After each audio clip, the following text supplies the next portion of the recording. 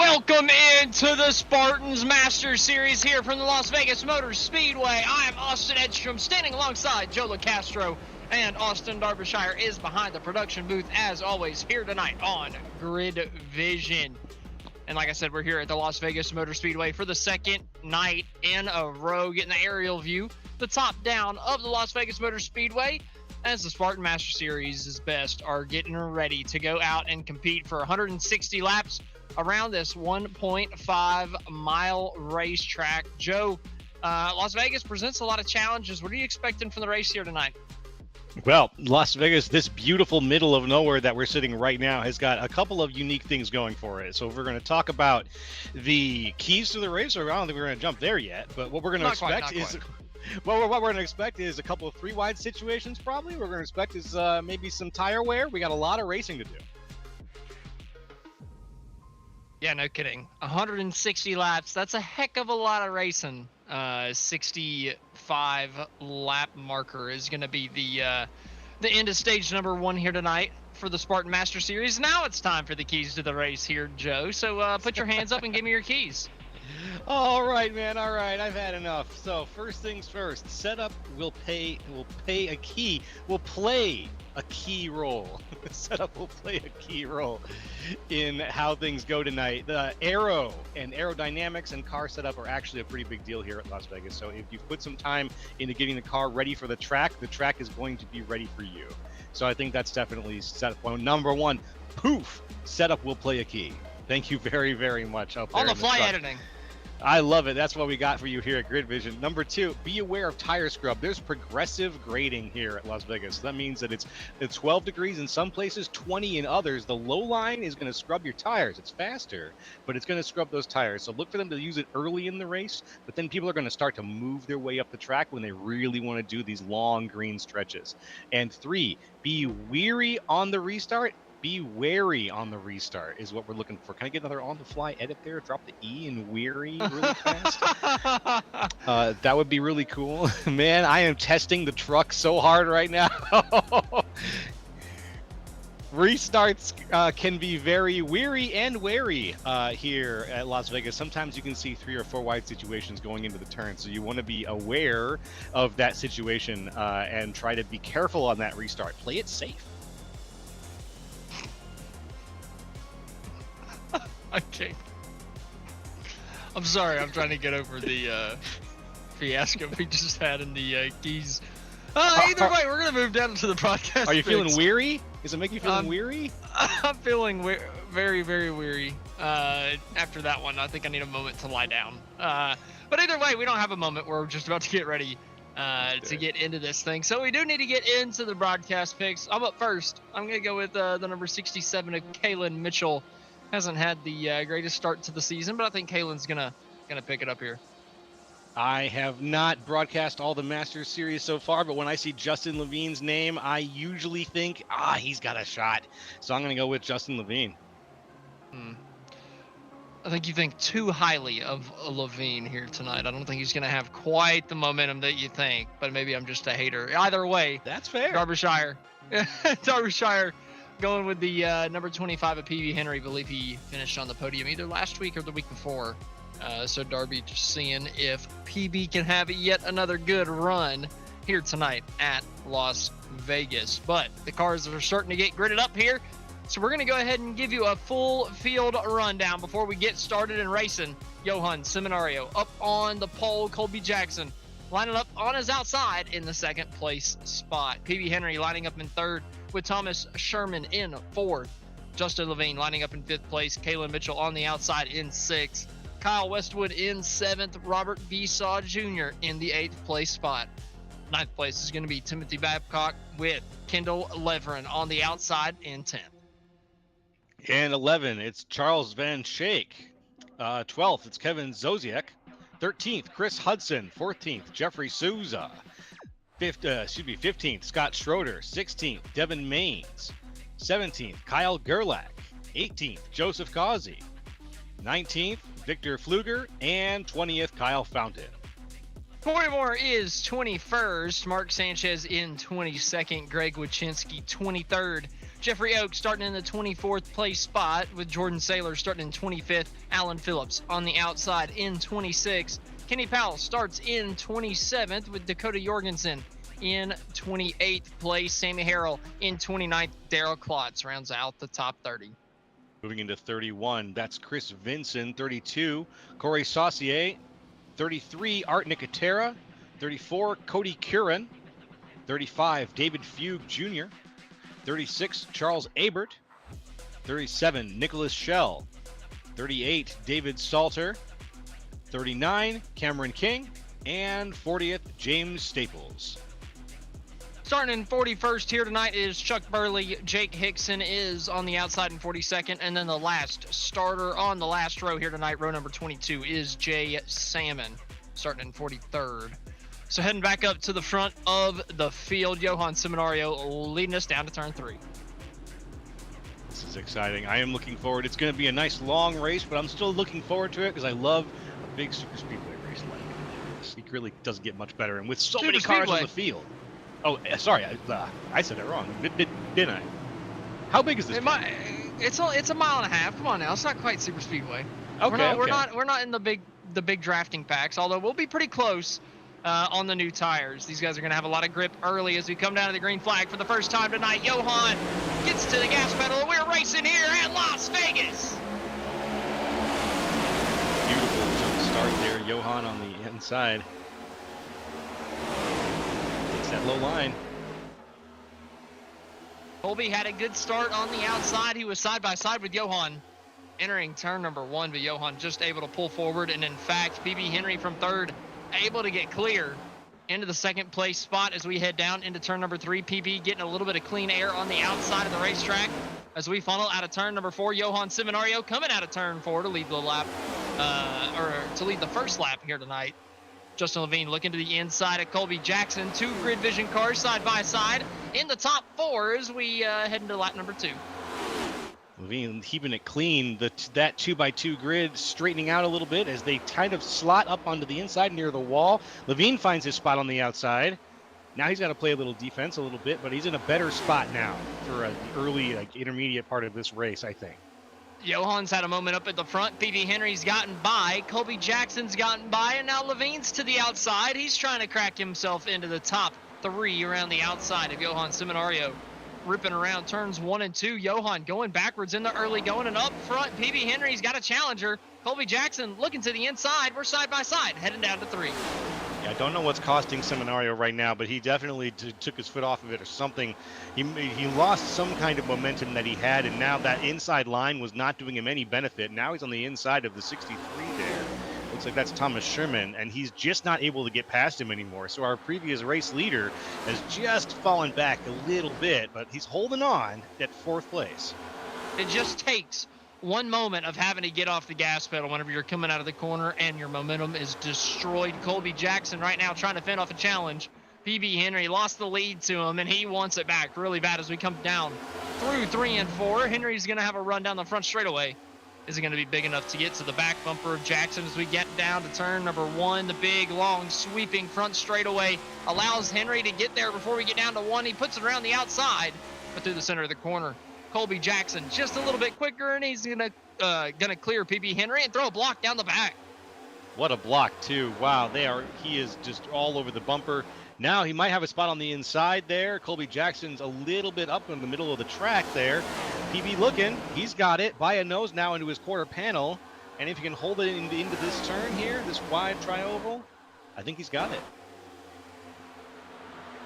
PB Henry down to the inside, entering turn number 1. Colby was way wide, kind of pinched off the center of his corner, rolled the center, got to the gas a little bit earlier, able to clear PB as we come down the back straightaway. Levine now looking to the inside for second. Johan still on the bottom side of the racetrack. He's side by side with Thomas Sherman for the 4th place position as we come off of turn 4. And hey, we got a lot of race left to go. So this early jockeying has been good to get good position. You want to start early, get the early lead as long as you've got these green flag runs and take it.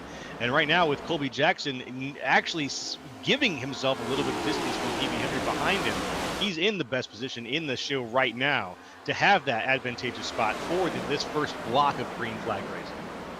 Agreed, but you wonder how much the top 2 right now may have burned up their stuff because they've been racing each other harder than anybody else throughout the the top 15, I'd say. Everybody else has been kind of minding their P's and Q's, been single file for the most part, maybe a couple little scuffles here and there, but Colby Jackson, PB Henry have been going at it since the drop of the green flag.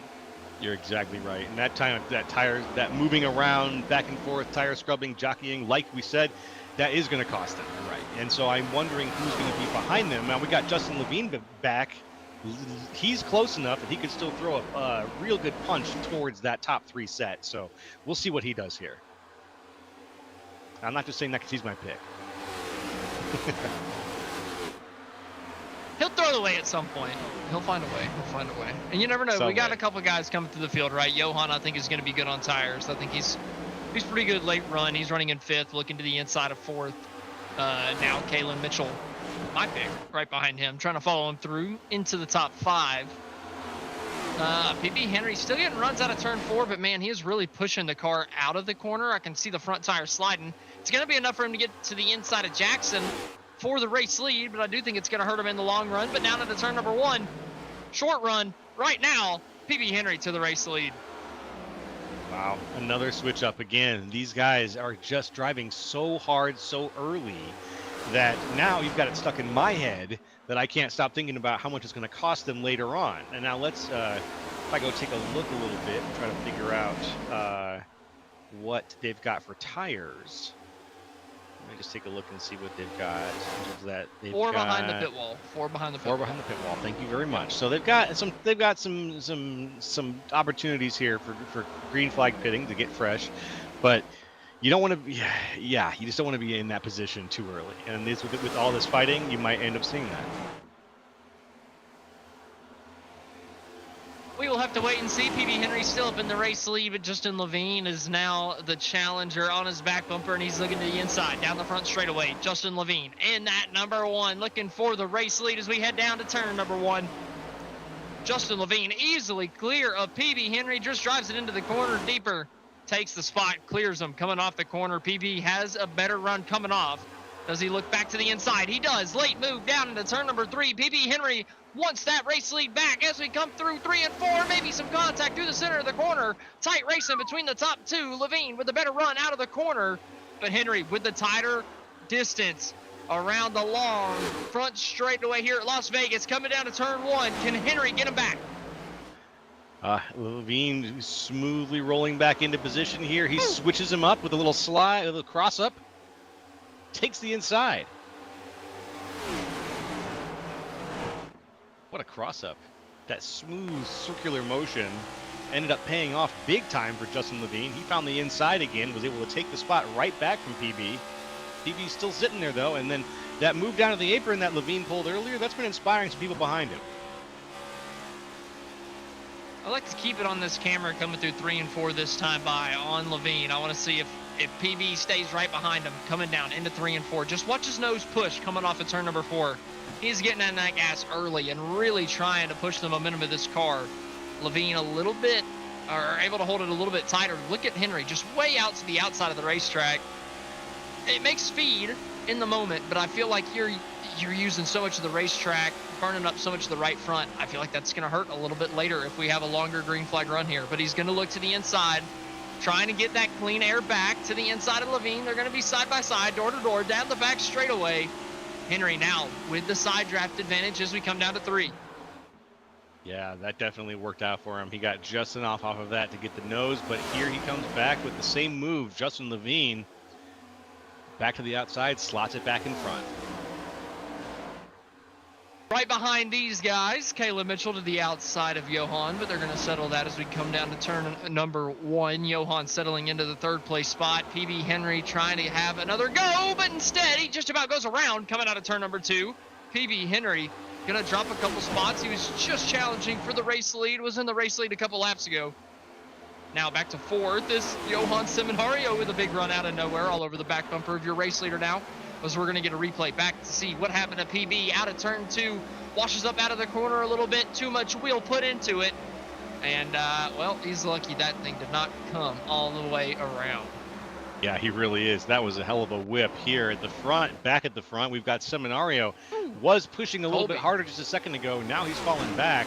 But he had just a hell of a run a moment ago where he was side by side with the number 1. And now he's holding on to the 2nd place slot, looking for another chance to get close with Kalen Mitchell on the outside there. Oh, man, further back, these guys get it sorted out somewhat. Coming down to turn number 1, Colby Jackson leading this 2nd group in the 4th place spot. PB Henry settled in to 5th, but they're side by side for the race lead. Johan has gotten to the right rear of Levine as we come down the back straightaway. Can Levine get him back into turn number 3? We're going to be just about even coming down into the corner. But typically the top side is what prevails here at Las Vegas in 3 and 4. Johan's going to get the run. Can Levine keep the side draft? He just does. Just going to pull even with Johan as we come down to 1. Mitchell looking for the draft with Seminario, trying to stay close to him. Slider. Levine goes sliding into turn number 1 just a little bit too far. Johan able to undercut him. These guys racing like crazy for the lead, and Caleb Mitchell is right there. Side by side, heavy side drafting action from Justin Levine and Seminario. But Levine not slowing down enough to give away the position. Mitchell on the outside looking to try to get a little bit of that speed himself. Can't hold on with all this defensive driving from Levine, who's going between the middle and the bottom lane, just block after block. There's a lot of good racing all throughout the pack, but man, whenever the top 3 are battling this hard, it's hard to look anywhere else. Johan and Kalen side by side. Justin Levine now in the middle of the racetrack trying to go defensive from 1, but allows Johan to get to the inside. But coming down the front, that's going to let Levine get the momentum, and so it does. Kalen Mitchell in 3rd, trying to get this pass for 2nd completed. Just seems like it's a battle for who can get into 2nd to see who can actually challenge the leader. But with all these guys fighting so much, it's allowing everybody from 4th on back to oh man, they're wrecking out of 2. One guy just about goes spinning. I see a pink car sliding off down to the inside. That was the 2 car. Kendall Leverin somehow hangs on to that thing. I was just about to say the 2nd group is catching the 1st because of how hard we're racing for the lead, but they about wrecked coming out of turn number 2. Wow. Yeah, I thought that maybe the pack backed off a little bit from the top 3 with how hard they were racing and just said, we don't want a piece of that right now. That's a little bit too spicy of a meatball. But then I looked back a little bit in the pack. You're calling a wreck that it looks like is blossoming, and it blossoms into nothing. Really unbelievable. I thought that was going to be a lot bigger than it was. Big props to, who was that? Was that Kendall? Yep. Pink car there. Perfect recovery. Barely lost a position on it. Someone further back there out of 4 on the brakes out of the corner. Typically not good, or maybe he was just sliding that thing sideways. Saw some tire smoke coming. But either way, the battle for the race lead is heating up once again. Johan has won out on the battle for second as of now, and he's to the left rear of Levine as we head to 3. He's got the side draft as we come down to the corner. Throws it a little bit deeper into the corner, but can you keep the momentum coming off, especially whenever the leader pinches you that hard in the center? A little bit of door contact as we come off the corner, and it's going to be a dead heat coming down to the line. We're only halfway through stage 1, not even halfway through stage 1, and we're already racing like this. Kalen Mitchell struggling now in 3rd. He might be losing that 3rd place as Charles Van Schack is on his inside and making the move, and Mitchell just about hit the fence right behind these two racing for the lead, but Seminario's not willing to give that lead up. If Mitchell didn't hit the fence, I'll be a monkey's uncle back there. That looked like it was as close as it could possibly be. What a squeeze. Again, Seminario just constantly pushing Levine all the way up to the wall on some of these exits here and making sure that Levine's just got an iron grip on his line. Very impressive so far from both of these men. Oh, big move for Colby Jackson a little bit further back. Might have lost it off of 2 a little bit, but man, they're racing as Caleb Mitchell is fading, and the yellow flag is going to fly for the first time as the 11's around, coming out of turn 3. Another car goes head on into the outside fence. What in the world has just happened down the end of the back straightaway here at Las Vegas?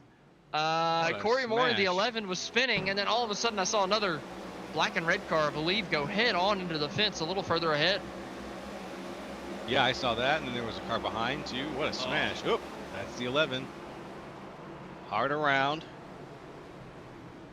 And then it's pinball.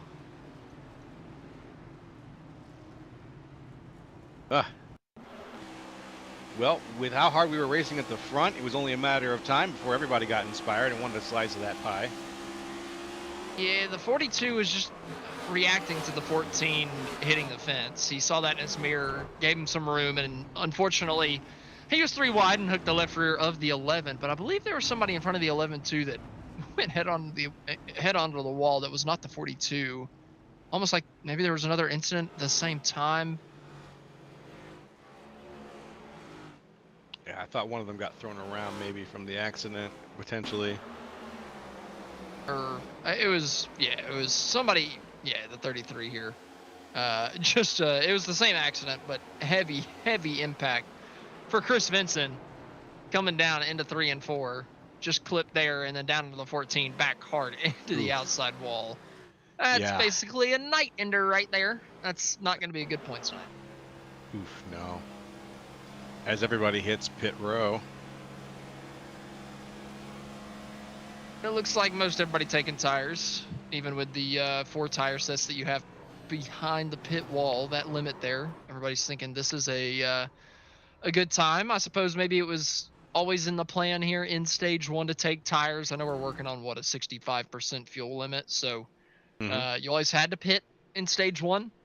So it looks like the plan was always to take 4 tires, as most of the leaders have done that. I believe a couple maybe took 2, or maybe a couple also just taking 0. You're looking at the pit times there to kind of get an idea. I don't believe, anybody in the 7-second bracket just took fuel. So top 3, gas only. Saved a set of tires, and Kevin Zosiak in the 6th place spot did the same. Yep, that is a interesting strategy. Just stick with the pack, but only take fuel. They're going to be dead in the water on the restart, I can tell you that. But later on in the event, as long as they stay on the lead lap, that extra tire set could definitely come in handy.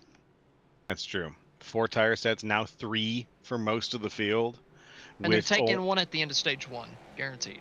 So at the end of stage 1, the rest of the field's going to have 2, and everybody that saves 1 here, those 4 drivers, top 3 and 6th place, well, they're going to have 3 sets for that final stage. And I think we're going to have 2 pit stops in the final stage anyway. Right? Maybe. It might be, I think it's just maybe a little bit of fuel saved to get to 1 pit stop, actually. So Maybe not. It might not make that big of a difference unless we have a good couple cautions. We'll have to wait and see. Yeah. We got a comment from YouTube saying the 42 should be penalized. I don't think it was anything intentional. Like, he was reacting to the guy getting the fence behind him. He was thinking he was going to pull it off the wall. I think he was looking in the mirror, saw him in the wall, decided to pull left to give him more room, gave him too much room, and collected the car below him. I don't think there was any intent behind it. I can see that based on what we saw there. Seems like it could go in that direction. But either way, Van Schack, he was one of the fastest guys on the older tires before that yellow flag came out. He was flying. And now he's the one flying down to the start-finish line. The green flag flying again here at Las Vegas. How many times can I say flying in 5 seconds? I don't know. It's like a challenge. You're doing pretty good so far, flying. Speaking of challenges, fifth to first challenge for Johan Scenario on the new tires. It's going to be completed in about 10 seconds. He's got it out of turn number 2, and Justin Levine easily followed him through. And somebody that qualified like complete shit, back in the back, Joseph Causey. He's ran really good this year, won 2 of the races, wrecked out of the other one. What's it going to be tonight? Checkers or wreckers for Causey. He's up to 3rd. Love to see it. There comes the 88, 3rd place, 15 places up from where he started. Like you said, the qualifying wasn't much to look at, but here he comes. Oh, one spinning further back, 2 spinning further back to the inside off of turn 2, but now to the inside wall. 1 collects it. Oh, and 2 more spinning back across the racetrack into turn 3. 3 cars collected in a hard accident coming down into the corner. 1 more spinning, and finally the yellow flag flies. Huge checkup in the back of the field. The yellow flag on that one just did not want to come out for whatever reason. Holy cow. Yeah, a couple of seconds there of American Gladiators on the racetrack. That 29 car, what was going on there? There's a lot going on. There's a lot going on. Kendall Leverin here. The 43 is loose in front of Kendall. Kendall can't get off the gas in time. Creates a huge stack up. Kendall goes spinning to the inside. But then further up, the 29 and the 43 continue to go at it. And the 29 back across the racetrack collects 3 other guys. And that's a lot of contact. Somebody else, I guess, got ARCA braked. Got sent spinning down to the 3. And finally, the yellow flag flew. Yeah, that was Mark a Sanchez hell of a in the 29. Darryl Klotz was in the 41 involved in that. Sam Ray Harrell in the 42 was, I believe, involved in the last one. I'm trying to see everybody that's got damage from all these. Here's the on-cam view. Oh, Babcock just about got by. Oh, 2 hits to the right rear. That worries me. Got clipped by Mark in the left rear. What was the last one? Come on, man. Oh, no. Oh, Timothy. That's 3 hits to the rear tires. That worries the hell out of me. Not a lot of body damage, but that, not ideal.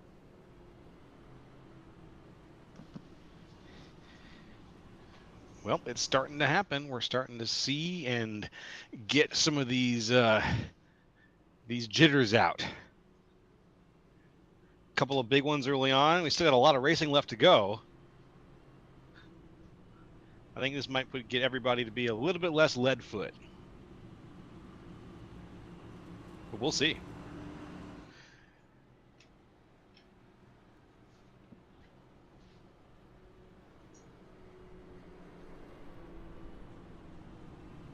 Yeah, Goff, I'm not saying it wasn't a hook. He definitely hooked him on the incident. I just don't think it was an intentional one, unless there was something going on before the replay and they were banging doors beforehand. But I just think he was reacting to the guy on the wall. Yeah, it was a little hard to tell. We can go try to have we got some time while we're pacing. We could take a look if you wanted to. I just don't. I mean, it's just something happened beforehand. Like, I mean, I don't think that he would have any reason to turn left. I mean, I see a guy in the fence like that, and I'd definitely turn left and give him more room. So, like, that's where I'm coming from with that. Like, if I check the mirror off the corner as I'm side by side with somebody, and I see him in the wall, I turn off of it because I know they're gonna have to turn off the fence. And yeah, he's gonna sometimes come down. Turn a little bit more than you mean to. So I just you give him some space. There he is 3 wide, so he turned down a little bit too much given the fact they're 3 wide. Which is the bet. Unless, of course, there's something going on beforehand. Then, you know, maybe there was some intent behind it. It's true. I don't know. You know, we're only 4 races into broadcasting the Spartan Master Series here on Tuesdays, so I don't quite know the history some of these guys have with each other. Maybe there's some history I don't quite know that keeps me out of the loop with that one. But bring a little extra to the track. We'll have to wait and find out. You never know. You never know. That's true. You never know Part why of what makes people it could fun. be pissed off at each other here on iRacing. Could be for anything. I'm telling you, I know from experience, it could be for anything. Getting a replay. Did our producer find something that happened, or is this just the wreck? Let's see it. It's just the wreck. It's just the wreck. Yeah, he's reacting to the 14 hitting the wall. Yeah, he sees him tap. Don't get me and wrong. he He definitely turned left and right reared him. Like, that's not a, you know, it's not up for debate. I just don't think there was any. Yeah. I don't think there was any intent behind it. Based on what we just saw, I'm inclined to agree with you. Can we get an, I mean, can we get an onboard of him? Like, could we see the mirror, or like, I feel like, I mean, like, it's definitely his fault, but I wouldn't penalize somebody for, you know, reacting to somebody else hitting the wall. I know it sucks. I'm not saying it doesn't suck. I would be pissed, especially because it's a long race and you're getting taken out on like lap 20. I would definitely be upset. I'd be frustrated, but yeah, no malice in the palace. One of our racers tonight, Chris Vincent, has commented that he needs a little more time for repairs. That was a big one for him. He was in the 33. Yeah, we saw Vincent destroy the fence, so that's not too surprising that helps Chris out, because I thought that he was, you know, I thought he had a race ender. He's still on pit road, but he's trying at least to stay in it.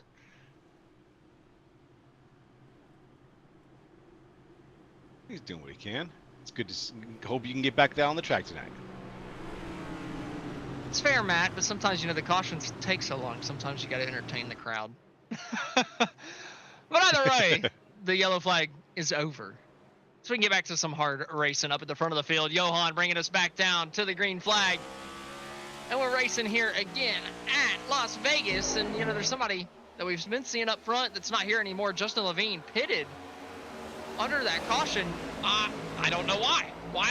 And Kazi, why would you pit under that? You just took tires. That's a darn good question. Maybe there was a black flag situation? No, that would have to be done under green, though, right? Well, they would only do this for gas, but I don't see how I don't see how filling up helps you at all, considering we have a stage end in 30 laps. Pretty sure everybody can make it. So I'm kind of confused. Very interesting. Maybe a big brain strategy, something we might be missing. If Or anybody brain. watching, or tiny brain, if anybody watching right now has a strategy, pop it into the comments on the YouTube video. I know Levine better than anybody. He had to pull me into his RTP crew chief role for the last two races of the season, because the strategy department was lacking. So I'm not feeling this too much. Okay. Oh, they're wrecking on the front straightaway. Huge impact into the outside wall. Couldn't quite tell who went around, but it's a black and purple car stuck on the outside, still getting hit, sitting around. I believe it's Souza.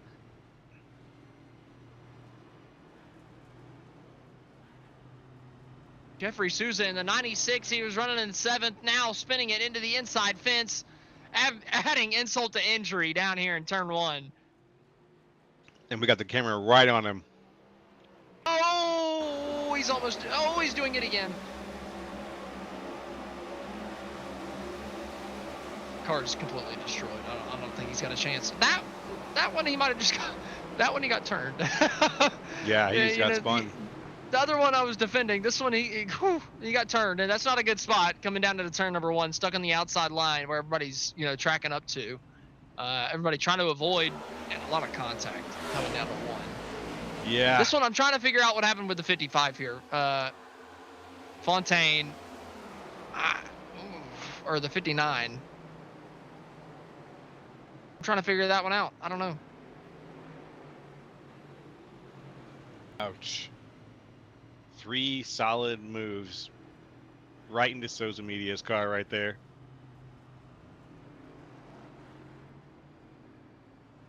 And then the spins. Like, Fontaine is like committed to a certain line, but I'm watching it in slow-mo, and I'm looking back up to Jeffrey Souza. He's coming down. You would expect Fontaine to run a little bit lower.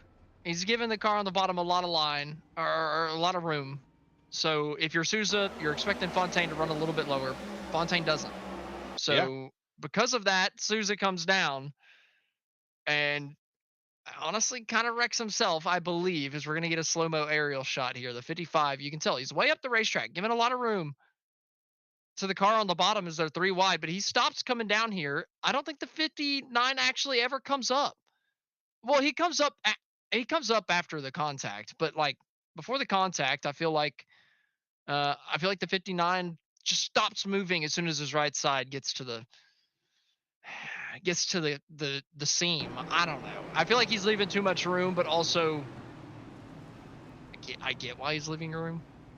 I feel like I'm talking myself in circles with that one, to be fair. It's all right. We've all been there. That one's close. Like especially on the first watch, I really thought I saw him intentionally turn to the right there. But that was an interesting one. I think Fontaine was just trying to leave the room, but still, whenever they made the first contact, he definitely didn't do him any favors, right? He no. Definitely went to the right after that. Hell, even watching his cockpit, he never really turned to the right. He was not trying to wreck the guy. I don't think there's any argument there.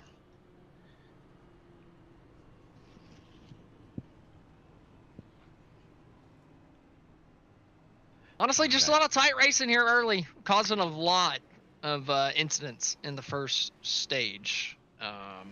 It's been a wild first stage. 3 cautions already, only to lap 40. We've seen a lot of hard racing for the lead in the top 10 all throughout the pack. It's just after that first caution, it's been a barrage of cautions. Just everybody getting packed right back up on top of each other. New tires. I think a lot of these guys are getting a little bit more confident. And to be honest, a couple of these, like I said, it's people giving space because somebody else has made a mistake or just trying to be courteous, and it bites them in the butt. And it's both been, or the last 2 at least, have been, the 3 wide scenarios. So it's just kind of weird to see in the early going. People are giving a lot of give. It's not like it's accidents from tape, right? I think it's mostly people giving, and we're still wrecking.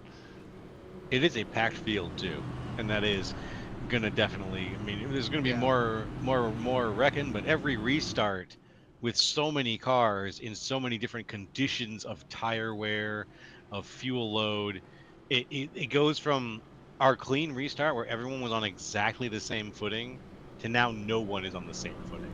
Every restart is chaos.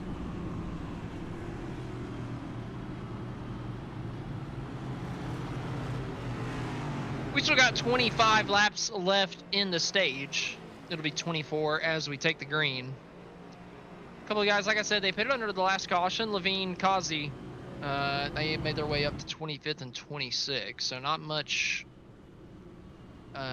improvement. Still confused. Still very confused on the pit strategy from those two.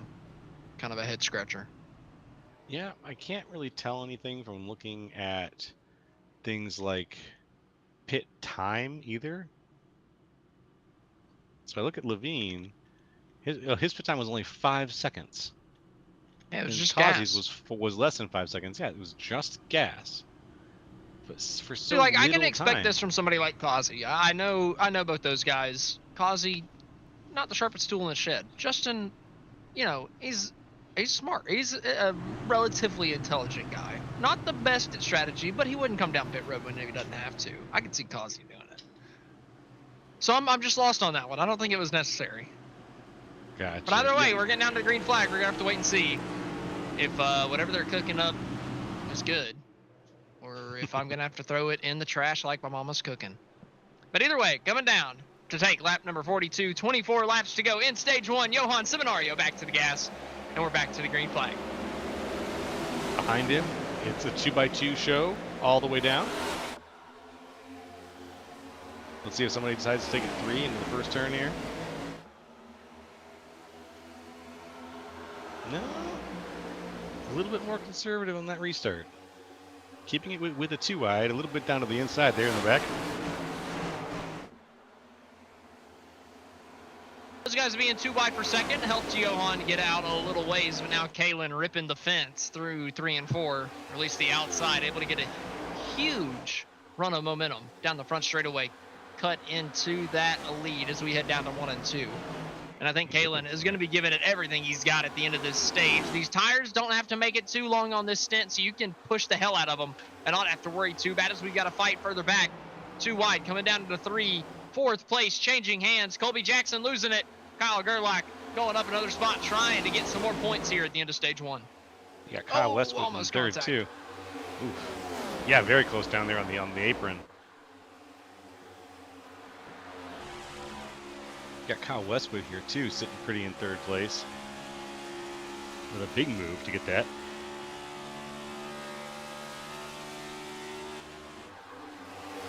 Locking that away. Looks like things are straightening out a little bit at the front. Not quite as much action as we've seen in previous restarts. However, Devin Maines is doing his best to hold off Jordan Sailors right now. It's probably one of the closest battles we've got up here in the top 10. Besides the 2 on the extra other situation. On the other restarts, I feel like a lot of there's a lot of mixed strategies, a lot of mixed thoughts. Whether you save hard, whether you're really pushing. So there's a lot of different comers goers right now. I feel like a lot of the field has all figured out, hey, there's not that much time left. We just got to push to the end of the stage because we all know that we're all taking tires at the end of it.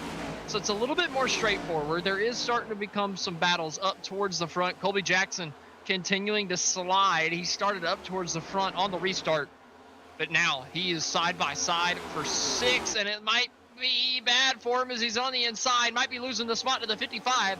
Jordan Sailors sailing around the outside, but he hit the fence out of turn 2, but he's still just going to absolutely throw the thing into the outside of 3 and 4, try to rip it around, get the momentum off the corner. Can he get enough down the front straightaway as they're still side by side for 6? Holding on to that side-by-side position in the 6th place. Jordan Sailors by a nose. Colby Jackson by a nose. Oh, side by side for the lead. Kalen Mitchell, he's gotten to the outside of Johan, somehow got the right rear through 1 and 2 in the 67 for the first time tonight, is looking to take the race lead into 3.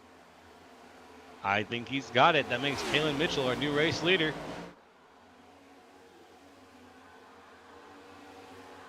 Less than 20 laps to go in stage number 1, and that number 67 is in the lead for the first time here tonight. He wants those bonus points.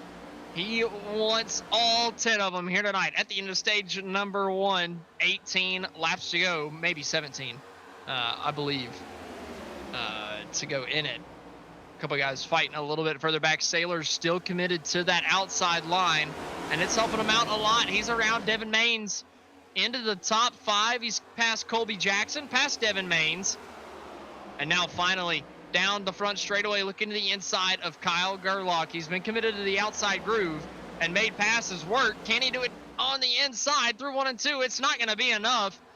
I just feel like you got to get the right rear of somebody. The right rear is where you got to make the passes. Yeah, I think you're absolutely right. Oh, Devin Maines gets sent into turn 3 by Colby Jackson. Maines hard into the outside wall with one other driver. Another goes spinning down to the apron. He collects it. But 2 from the top 10 getting collected. And it was David Salter. David Salter was the red and white car that was collected with Devin Maines here as Colby's to the inside.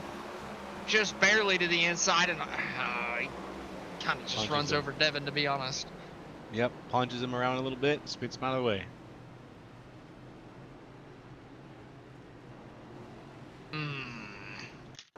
Unfortunate situation. This is about our 5th caution right now in stage 1.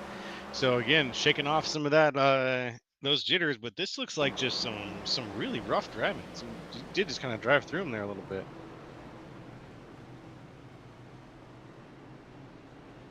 Yeah, not the best one ever, but either way, that is going to bring us to lap number 50. So 15 laps left in the stage. We're going to use this caution as an opportunity to take our first commercial break of the racing action here tonight. Whenever we come back, we got the finish to stage number 1.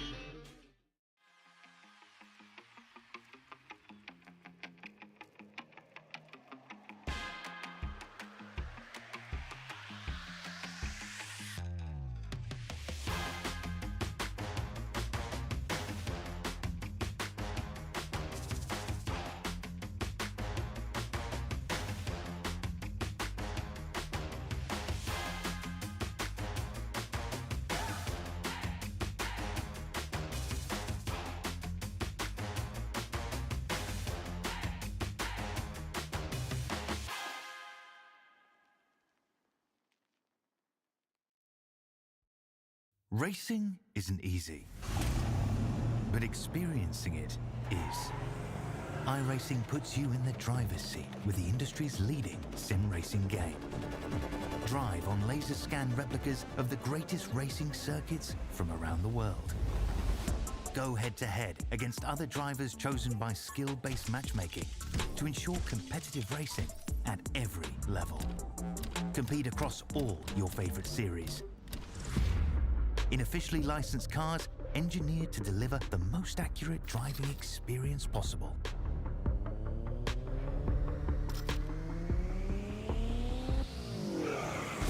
Join a race or host your own with players from across the globe. Race against the computer or in a league with friends.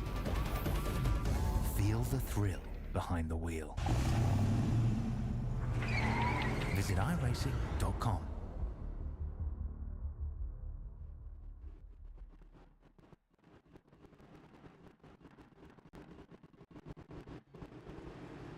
Welcome back to the Spartans Master Series here at the Las Vegas Motor Speedway. Caleb Mitchell, currently your race leader here tonight. I don't want to brag, but that's my race pick. Doing pretty good. But nobody that's won Stage 1 has actually done all that great at the end of the race so far this season. So I don't know if that's actually going to bode well for me, as we're playing a little bit of hocus pocus a little early here. Halloween's not for a couple weeks. It's still spooky, though. It is spooky season. If the pumpkin spice lattes are flowing, you know it's got to be spooky season.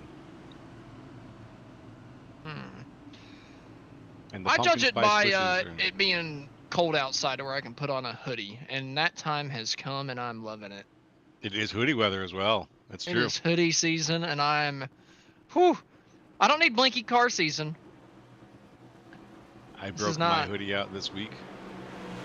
To wait and see. Maybe Undergreen will be able to have those issues fixed up. But either way, we're going to get it tested out here. Caleb Mitchell coming down to the restart zone. Green flag flying.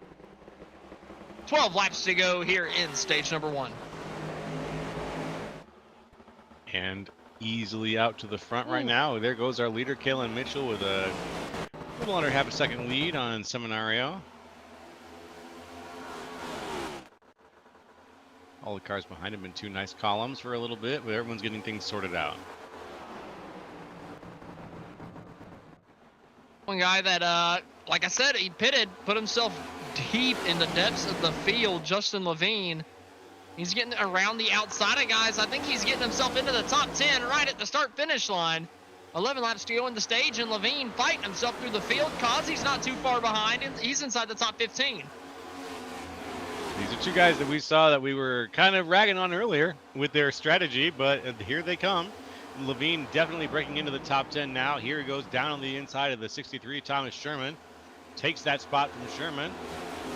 And he's looking at Kyle Fountain now.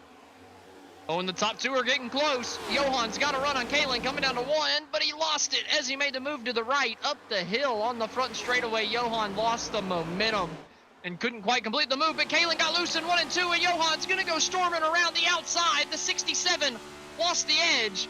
Coming through the corner, the right rear got a little sideways.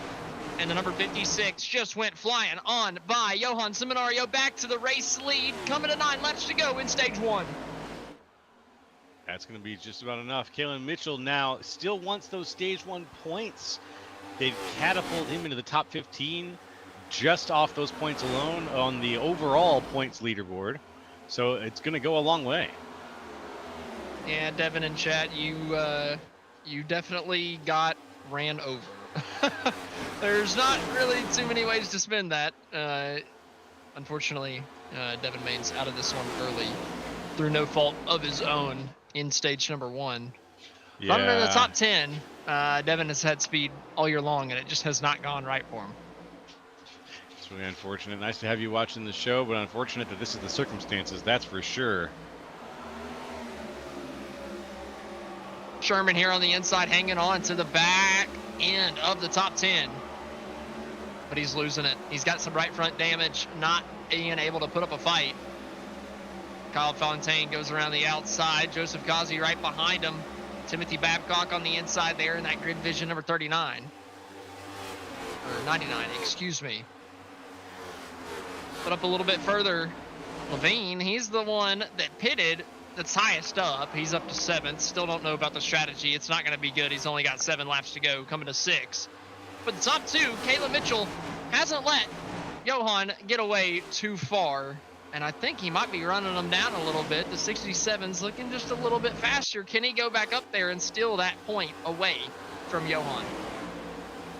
Well, he's only got a little bit of time to make up that speed and find out. 5 laps left in the first stage. Mitchell right now, not very far away, obviously, from Seminario. So all it's going to take is a really good turn, entry, and exit, and it's going to be his stage to win. How about the quiet runs from the guys in 3rd and 4th? Haven't said either of their names all night long.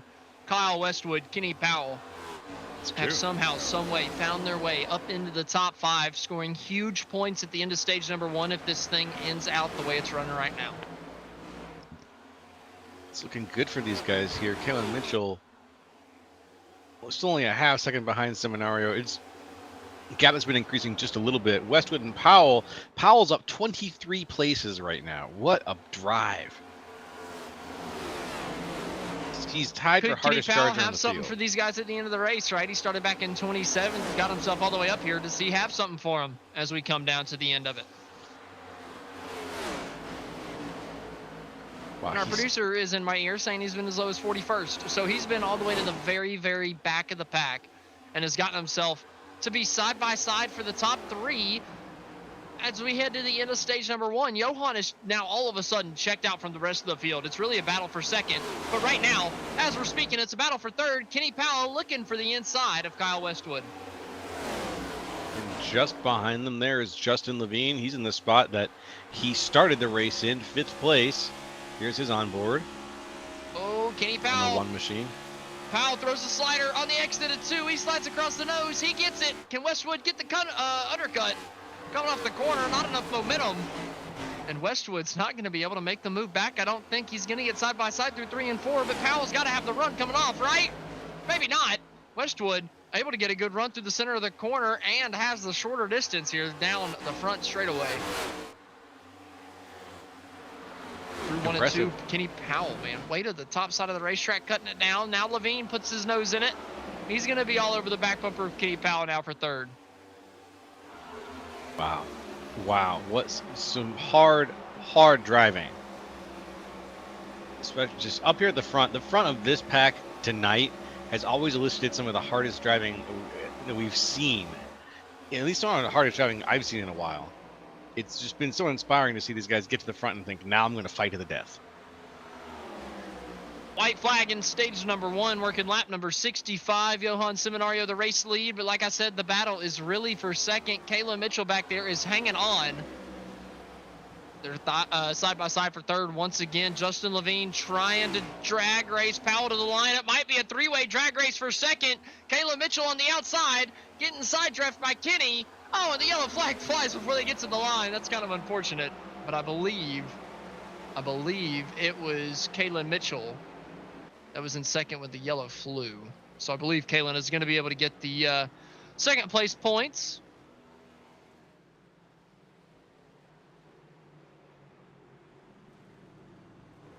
Very good. Yep, Johan, Kaylin, Kenny Powell. And then I believe it was Justin Levine there on the inside. Everybody having a slow up for the pace car here. Working lap number 65.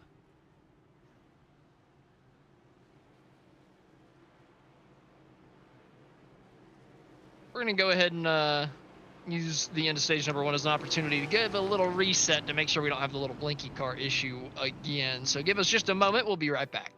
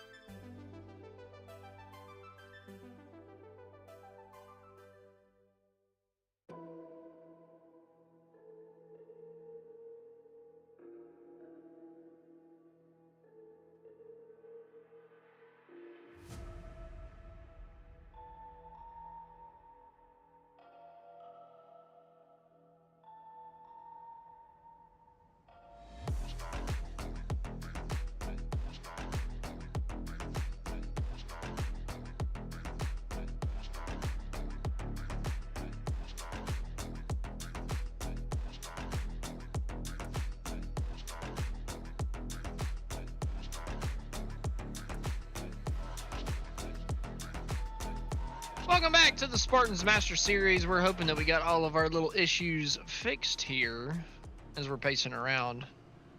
Colby Jackson in that number 37 is your race leader. The 24 right in front is taking the wave around. That's James Staples. He's 2 laps down, being in front of the pack there. So unfortunately for James, it's going to be a long night ahead. He's going to need a couple more yellows, but he is the first car lap down now. So if he gets 2 more, he might get what he needs to be able to contend back with a couple of the guys towards the back half of the main pack. But everybody just came down pit road, got tires, and the running order has settled.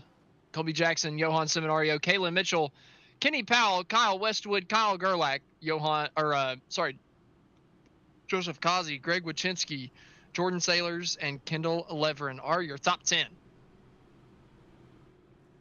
What a race it's been so far, too. 69 laps out of 165 total, and we've got 100. I think that we've got we got a lot of racing left to go, about another 100 laps to go, a little less than that. But with all the racing we've been doing so far, it's going to be an action-packed set of laps. Maybe a few more yellows, most likely, but some of the green flag racing has it's been really action-packed. So let's see. You could see it spread out a little bit now that these guys know that they got to make the tires last. Colby Jackson down to the restart zone. A little bit of a funky restart. Kenny Powell not getting going on the outside line, and they just completely die up there. Oh, and one goes spinning down on the inside of the racetrack. The yellow flag might fly in the early going here of stage number 2. Down on the bottom. Somehow they get it straight. No yellow's going to come out. I don't know. I think they're reticent to have to throw it out here if they can avoid it. Back straightaway. It's Whoa. a big one here at Las Vegas. A lot of guys sideways. Oh, look at the snaking through it from that pink Grid Vision car. I love it from Levine. That was great, but it was huge on the back straightaway. All of a sudden, I saw 3 cars sideways. Yep, I saw the cloud of smoke, and our cameras zoomed in and gave us a view of the absolute carnage. That was another big one. Yeah, you see a wreck on the front stretch, and you're like, how is the caution out? Typically, what you don't want to pan to is then an even bigger wreck on the back straightaway.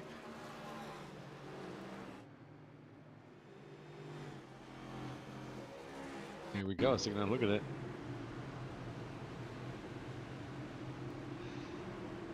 This is the green flag issue, coming down to the green. See exactly what happened. It was a weird one. It was a big stack up on the restart initially from a lot of guys, but this is way further back in the pack. There's plenty of separation. Oh, they were spinning a little bit further up. Okay, well, that's not the best wreck avoidance I've ever seen in my life. I've got to be honest. Chris Hudson just got torpedoed. And then coming down the back straightaway, it was a lot worse. A lot more of issues coming down the backstretch. Somehow the one did not get involved there. It's Justin getting through there very, very nicely.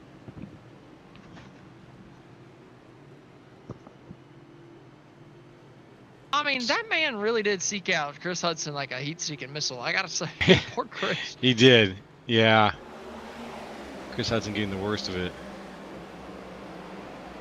Oh, it started with the 75 and one other, the monster car. Oh, the 4. What a stack up. Chuck Burley hard into the inside wall. Kyle Gerlach in the 75 involved big time. Chris Hudson after his issue on the front straightaway coming back around as these guys are getting back going. Well, I was saying Staples needed a couple more yellows. There's a lucky dog for him, so that works out pretty good. Jay Salmon involved. Cody Curran, Art Nicotera, Sammy Harrell, Charles Abert, Chuck Burley with a ton of nose damage. Victor Flugger. Greg Wachinski was the guy in the monster car, the number 87 involved. I mean, just a ton of the field. Involved in that one on the back straightaway. Chris Hudson getting damage fixed from his escapades on the front. I mean, that was an explosive restart. Yeah. And what did I say? Keys to the race. It turned out to be true. Finally. These restarts will jump up and get you. There's just no way around it. You've got to play it cool. And even if you try, you're going to get caught in the middle of something like what we just saw. It's like good luck trying to avoid that on the backstretch. I mean, we Right. saw Levine was able to do it. A couple of other guys were able to weave their way through, but whenever you've got half the track blocked, there's not a lot of lanes, right? You're leaving a lot of it up to chance.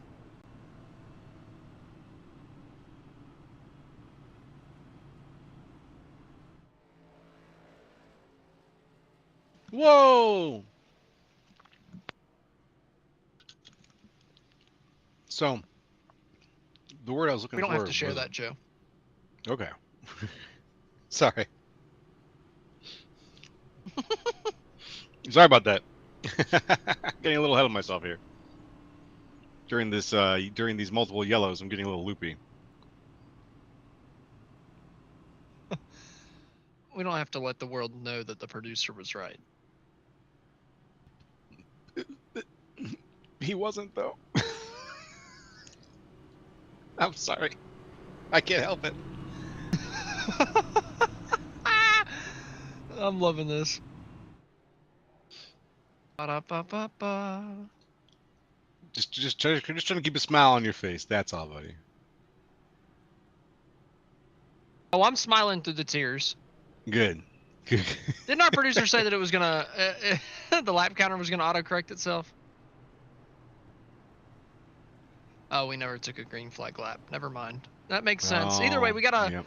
This is a 160 lap race, so still a good chunk left. Not quite to halfway yet in this one. Getting there.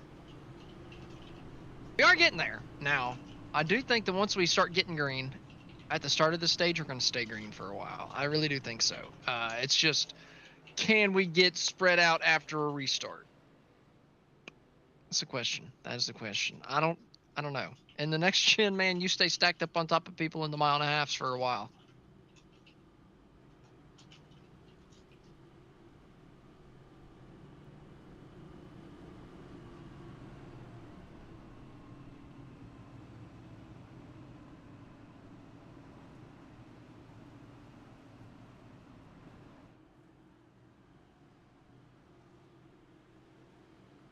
Going through 3 and 4 here, Colby Jackson up in the race lead, Kalen Mitchell in second. These guys have been in the top 5 just about all night. Kyle Westwood back there in 4th. Joseph Kazi on the inside in 3rd.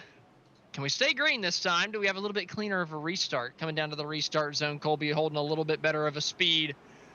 And we're back to racing here at Las Vegas. No shenanigans I'm seeing further back. Everybody seems to be up to speed. Nice and easy. A lot of side-by-side. Coming down to 1. Joseph Kazi clearing for 2nd. Westwood in 4th, but Johan Seminario looking to the inside, trying to take that spot. Things straightening out a little bit here. Like you said, everyone kind of knows the score now, but we've still seen some pretty heavy racing regardless. It's going to happen. It's going to happen quick, and it hasn't happened yet. So let's keep our fingers crossed as we get through a full lap here now. Colby Jackson out in the lead. Kalen Mitchell close 2nd. Oh, Colby just about gets punted down into turn number 1. Kalen Mitchell sends him way down into the corner. Just about hits the fence off. Side by side for 2nd. Kazi trying to get to the inside for the race lead. Now Joseph Kazi, your winner from just last week at the Charlotte Roval, and the guy that won the season opener at Kansas, to the race lead out of turn 4. But Kalen Mitchell wants it back on the inside. Shorter distance. Can he get it? It's a pack for the race lead right now because we come down to turn number 1. Kalen Mitchell drives it in deeper, but Kazi has the outside. He's still on the right rear. Kalen doesn't have him clear. Kazi with the run down the back straightaway, and I think he's going to have it. Yep, just enough, though. Mitchell almost into the wall there as he straightens things out, gets tucked in behind Kazi. He's got the inside. On the outside, I think that's Westwood. Westwood falling into place now. Kazi in the lead, though. What a jump. 17 positions up right now. The next closest to that in terms of numbers is the 20 positions of Jordan Sailors, where he's down in 5th position. Oh, Westwood got the fence out of turn 2. It was close for him. Got a little sketchy. He's able to hang on to it, hang on to 3rd. Johan's looking for the spot down to the inside, but he's not going to get close enough. Down through 3 and 4. A little bit further back, Levine's looking to the outside of Leverin for the 8th place spot. He's got it at the line, and now to the outside of Colby Jackson. Colby running the bottom side of the racetrack, maybe losing out though to Levine, and maybe at the front of the field losing out is Joseph Causey, who's running up on a lap car side by side with Caleb Mitchell for the lead. Both of them getting by the 76, having to kind of pause their battle for a second, and the battle for third also paused. This is 76 finding the fence out of 4. Yeah, he gave him a lot of room, and they used it all. Causey down to the apron now, keeping things straight. The 76 is falling in, trying to get out of the way of the cars coming by. He's riding the wall the whole time right now, but up in the front, things are straightening out.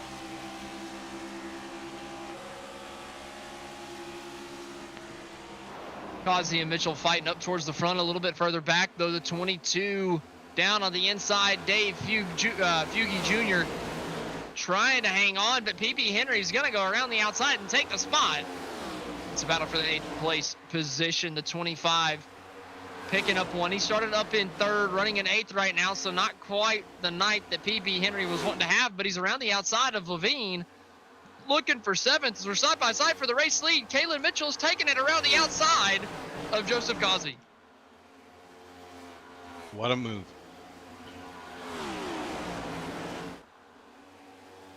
Looks like Causey does not want to give that up easy, though. He's down on the apron now. Keeps trying to use that to get that little bit of extra speed, cut off a little bit of extra track.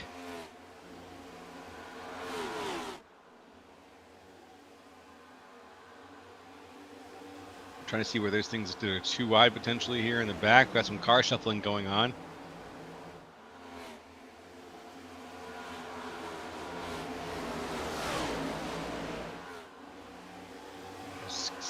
That's Jake Hickson in the 16 right now.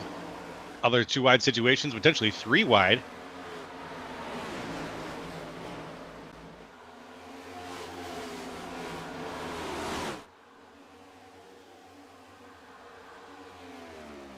And it's looking good up front still for Kalen Mitchell, who's still a half second ahead of Causey and Seminario.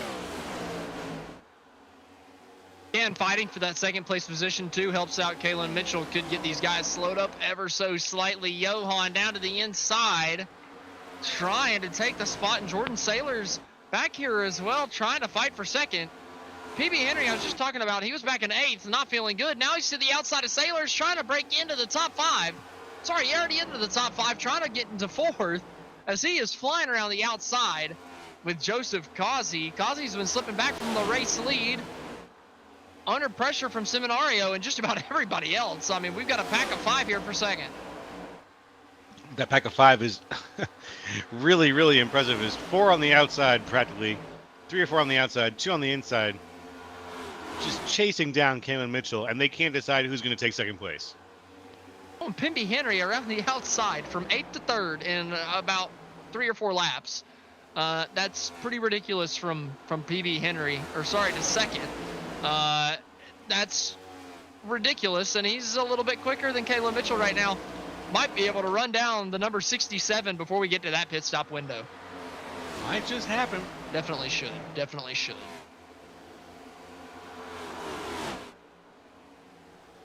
We've got things looking good as the sun looks like it's coming down over the Las Vegas desert. The 56 of Seminario still hugging that inside line. And remember, a lot of these guys have burned through most of their tires at this point.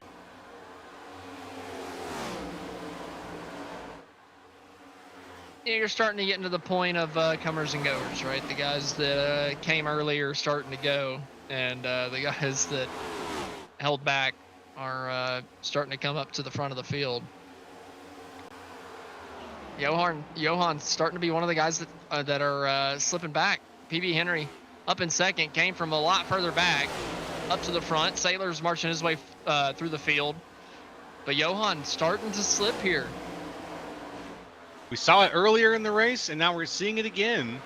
Since Seminario has really yo-yoed between, holding on to that 1st place contention and just losing his momentum. Pardon me. We'll pick up there.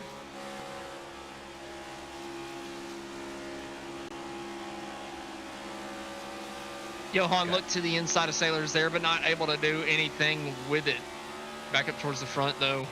Kazi has gotten back past PB Henry. I mean, second place is just a revolving door, and they get side by side so frequently. It feels like an old school like Daytona race or a early Gen 6 Daytona race where the leader would just kind of control both lanes. It seems if you can get up in the race lead, you can just kind of control the lane, control the air, and they just always seem to get side by side for second. But if you're in second, you're just trying everything you can to get single file. Give yourself an opportunity to make a move. Here, Kazi is the guy single file, but Kalen just might be in the driver's seat at this point of the run as the tires have started to wear. That's what it really feels like. Mitchell's got just a little over a half-second gap. He's got just enough of an aero gap on Kazi, and like you said, he's controlling both lanes without even really having to do too much to do it. The guys behind him, they're the ones who got to sort things out. Mitchell, he's got it sorted. The only thing he has to sort is a little bit of lap traffic I think he's about to come up into. Is going to be coming up on some slow damage race cars here pretty soon. We have had a good chunk of yellows that have taken out a lot of the field. Only 28 cars left on the lead lap from the original 43 that started. So a good chunk of these guys hurt and out of the way, but only out of the way momentarily. If we get into a long green flag run like we're seeing right now, we're going to start running up on a couple of those guys like we are right now. Kayla Mitchell running up on one, and Joseph Kazi running up on Kayla Mitchell as we head down to turn number one, but he's not going to get close enough to make a move. Just fading ever so slightly lower in the corner, getting better drive through the center and able to get down to the inside as we come down the back straightaway. Joseph Kazi ran down that 3, 4, 5/10 of a second gap, and he's down to the inside for the race lead. Kazi pulling it off again. Kind of thing that we expect to see from this guy week over week. Kazi is always pulling out some incredible drives. Side by side for the race lead. Mitchell way high on the outside, using all of the banking he possibly can. And a little bit of the fence, but it's not going to be enough. Joseph Kazi's going to go by. He's going to be stuck 3 wide now. Caleb Mitchell on the outside as Kenny Powell's looking to the inside of 3 and 4. Almost contact with him and Johan Seminario through the middle of the corner. Kenny Powell lifts. Justin Levine now to the outside of Powell down the front straightaway. Johan to second with Caleb Mitchell slotting into third. That was extremely close from Powell. I was expecting there to be a wreck there immediately, and there just wasn't, and it was, some blissful situation where he just wasn't close enough to cause that a situation that would have really jeopardized in another good set of racers for tonight. Oh, Johan with a big dive to the inside for the race lead. Contact with Kazi. 2 taps, make it 3. Coming out of the corner, they're gonna bang doors down the front straightaway. The 88 and the 60 or the 56 going at it here at Las Vegas. Only halfway through this race, just a little bit past it. Still a couple pit stops left in this thing, but these two are going at it like it's the last lap. Amazing. Just, yeah, like it's the last lap is a perfect way to describe it. Side by side, door banging, all the way around the track. What is going through these drivers' heads right now? Oh, Johan's got the inside of 3 and 4 figured out. They touch again. Kazi a little loose, a little twitchy. Somehow hangs onto the thing and still has the outside line. He's got the right rear of the 56, and he's got the momentum. Coming down to turn number 1, Johan, how far can you send it down into the corner, buddy?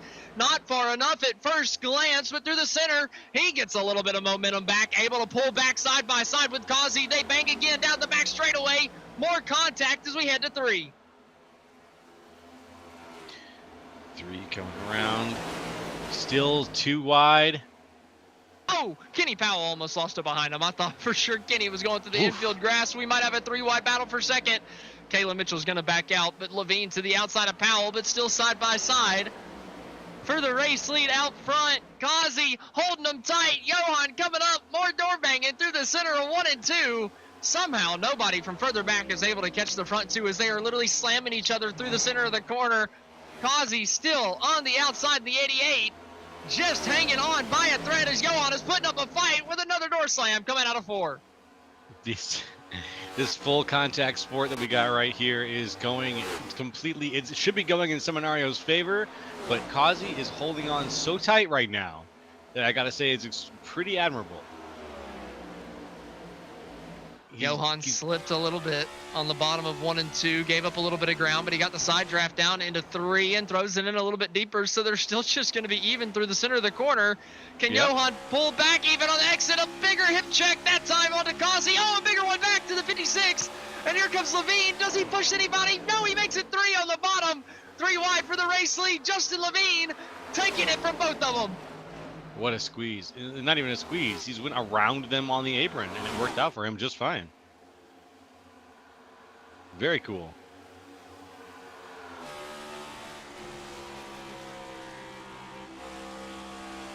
Coming to 61 laps to go. Kenny Powell sticking his nose in this thing, too. We got a 4-car battle for the race lead, and there's still a couple other contenders coming through, too. Kazi with the bumper to the back of Levine. Levine just picking which lane to block down the front straightaway.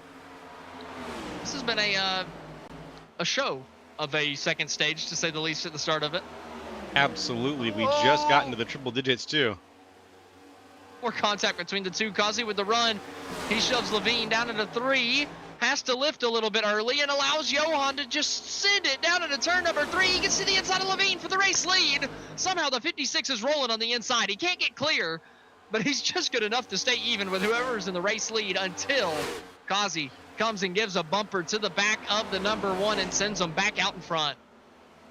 Kazi now squeezing the 56 a little bit. These guys are so close Kazi on into these the wall. turns. Johan finally gave him a big enough hip check to send him into the fence. Kazi chasing him down the track, down the back straightaway. But that was actually a big enough hit for Kazi where you might got to worry about a little bit of toe damage. You might got to worry. Levine in the race lead. Just about wrecked it. Johan had the opportunity to go by, but instead he just had to hit him. And instead, Kazi, who I thought might have damage, still might. Just got a huge run to the back of Johan, sends him down into turn number 1, and down to the inside comes Joseph Kazi again. If at first you don't succeed, right? And he's been succeeding here and there, so why give up the inside? It's just been stupid. It's been a ridiculous battle for second place in this race. And first, well, the race for the lead just especially. a moment was absolutely mental. Now Levine is getting a little bit of distance, but I gotta say, the draft just keeps these guys in it, right? The front straightaway, and here comes Johan with a dive bomb from hell, somehow slingshotting past Justin Levine on the inside on 1 and 2, just about clears them. Oh man, the 56 somehow made the move happen down into 1 and 2, 3 wide for a moment with the lap car. Johan throws it to the bottom once again through 3 and 4, not able to get as much of an advantage this time. But man, if he can stay close, coming down to 1 and 2 and do what he did again last lap, he's got to have a chance. But Levine comes down for the side suck, pulls him back, and side by side down to 1 and 2. Johan runs him out wide. It's going to be tight between the two as the slower car. Well, I guess a faster car right now. He's come down, put on tires, looking down to the inside. Yep, he's the faster car now. He's got the tires, he's got the speed, he's got the line, and he just cemented himself back in first place. Seminario finding himself back in second yet again. Who is that other car down there? The red, white, and blue. Stars and stripes. It's going to be the 91 of Cameron King. He's 2 laps down, looking to get one of them back right here. He's put on 4 freshies already. And he's getting one of those laps back. Luckily, the leaders kind of single filed out before he went by. Johan trying to use it as an opportunity to look to the inside of Justin here down into 3 and 4. Can Johan follow the lap car through?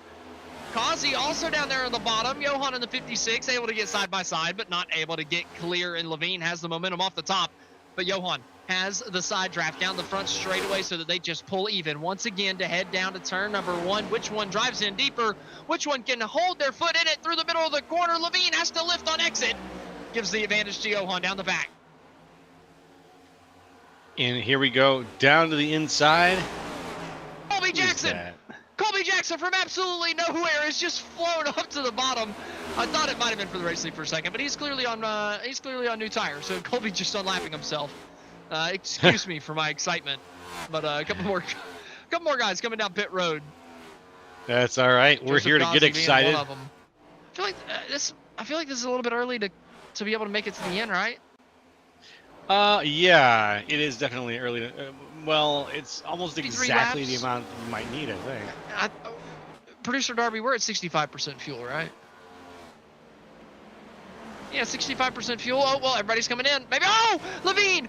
He might have gotten a tap from Seminario. Can Levine save it? No! He's going to spin it down to the inside. Doesn't hit anything, but he's going to lose a huge chunk of time here on this pit sequence, and it might have been a tap from his teammate that sent him around. What the ultimate betrayal looks like is this. Top This is 10 it. anime betrayals. Yep, nothing personnel, Heartbroken. kid. Kyle Westwood up in the race lead, but I think he's going to be coming down here too. Maybe we're just inside the fuel window. I might be mistaken. Oh, to add insult to injury, Justin Levine just missed his pit box. But either way, Oof, yeah. yeah, it doesn't really help your case.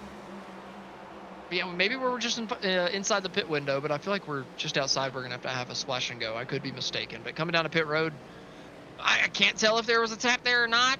It was so close. Might have just made a mistake coming down.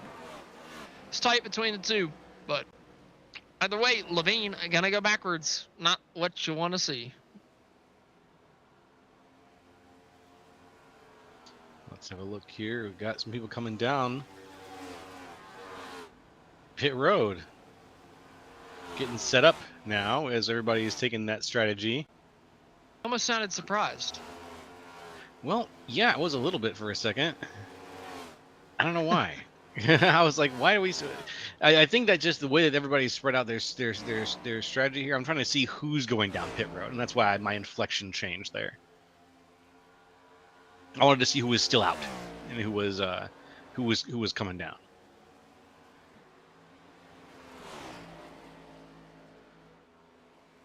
So we've got Scott Schroeder out right now in the lead with Kyle Fountain right behind him.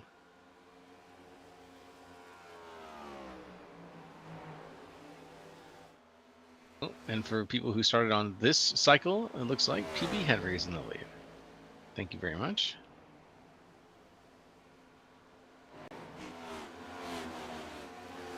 Your man Mitchell is doing great tonight. I'd say that was a great pick. Oh, close for a couple of guys coming down pit road. Yeah, sorry to interrupt, but I thought we were No, going to have it's another okay. pit road incident there with a couple Right of as I guys. said that, Yeah. I saw that. Yeah, right as I said that, I saw that little almost incident there. Mitchell's second place out of the guys that have pitted, but of course he does have a little bit older tires than Kazi, Seminario behind him, 3 laps, 4 laps respectively on those guys. So it'll be tough for Kalen to hang on as Kazi's coming through. He'll be coming through like a freight train as those tires start to wear. But here in the early going of the run, I think that Kalen's got a chance to hold him off for 10, 20 laps. Maybe you get that caution that you need, and you can get evened out still at the front of the field. But we'll have to wait and see. Currently, PB Henry is actually the guy leading everybody, but he's got 2 lap older tires than Kalen Mitchell, so he'll be even more of a sitting duck to the rest of the field whenever they come through. But he does have a bigger lead, right? He's got 2 seconds on Kalen. Kalen's only got a half a second on Joseph, so PB might be out here in the lead for a while. Let's hope so. I kind of like it. Now that the pit stops have cycled through, we're going to go ahead and take a commercial break right here, right now. Be sure to come back on the other side. We're going to be able to take it to the checkered flag.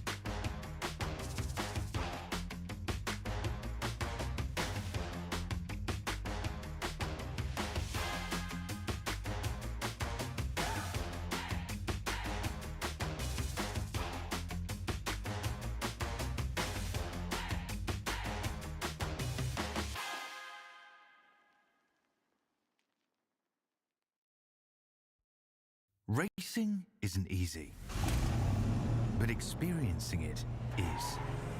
iRacing puts you in the driver's seat with the industry's leading sim racing game. Drive on laser scan replicas of the greatest racing circuits from around the world. Go head-to-head against other drivers chosen by skill-based matchmaking to ensure competitive racing at every level. Compete across all your favorite series. In officially licensed cars, engineered to deliver the most accurate driving experience possible.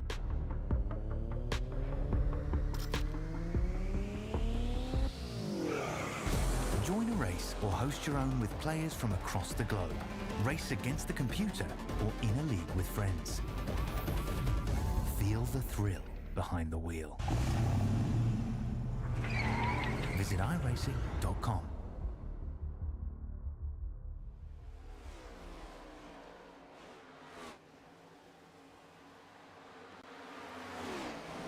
Welcome back to the Spartans Master Series here on Grid Vision. The race for the lead is heating up. A couple of guys on a little bit fresher tires have caught up to PB Henry.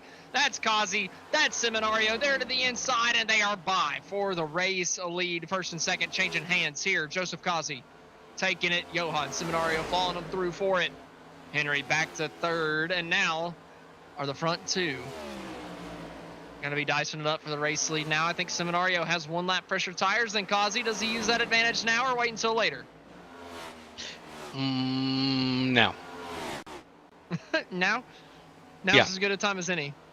Honestly, Just don't wanna burn I'm up just your always a stuff, fan of. I'm always just a fan of pulling the trigger on those kind of strategies. Just get it done now and Said see what straight. happens. They've been banging doors all night long, and now he's to the inside again. Are we going to see more contact? Oh, there it is already, out of four. They're kissing a little bit already. Yeah. Let's see if they go any further with all that. Bouncing into each other. Is that another one? Another slam?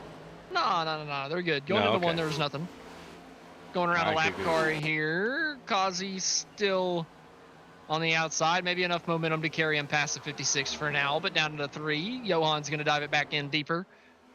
Does he have the grip to make it happen down to the inside, coming off of 4? A little bit more separation between the two. A little bit more respect than what we saw a little bit earlier as we come down the front straightaway. Just a little bit. Just a little bit. Just a little bit. Still too wide. Showing each other plenty of RESPECT.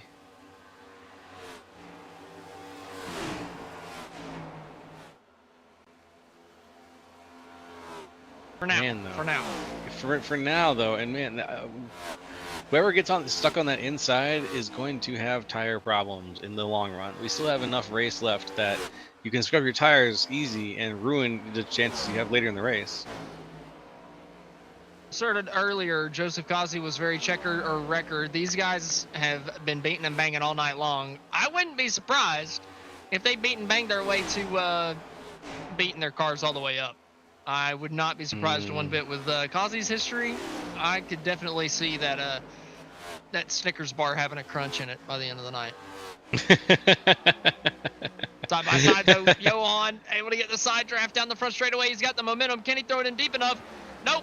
Joseph Kazi just drives it in deeper on the outside, able to use the momentum around it to keep him at bay. It's just so tough to pass down there on the bottom. It is, and every time we've seen someone try to do it, it's like a coin flip whether they have the speed or not. Usually they don't. Oh, just about contact. Kazi almost got hit in a bad side of a bad spot in the door. Very well could have seen Seminario go around, honestly, with the way he was coming off the corner. He was going to hit the right front fender right behind the car number. Not a good spot for the inside car to hit. He was able to stay off of him, and now coming down the back, Colby Jackson has not had a good pit cycle.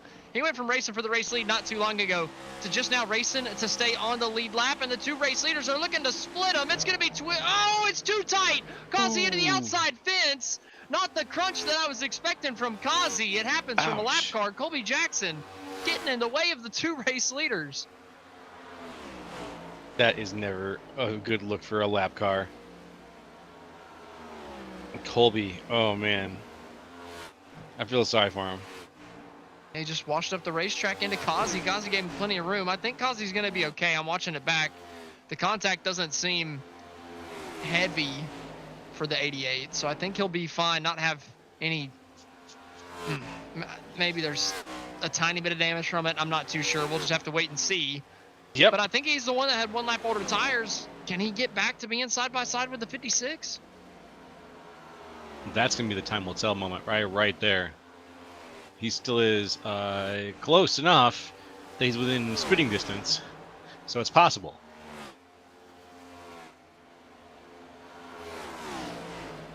He's got to use what little draft he can get there to get up to speed and get close.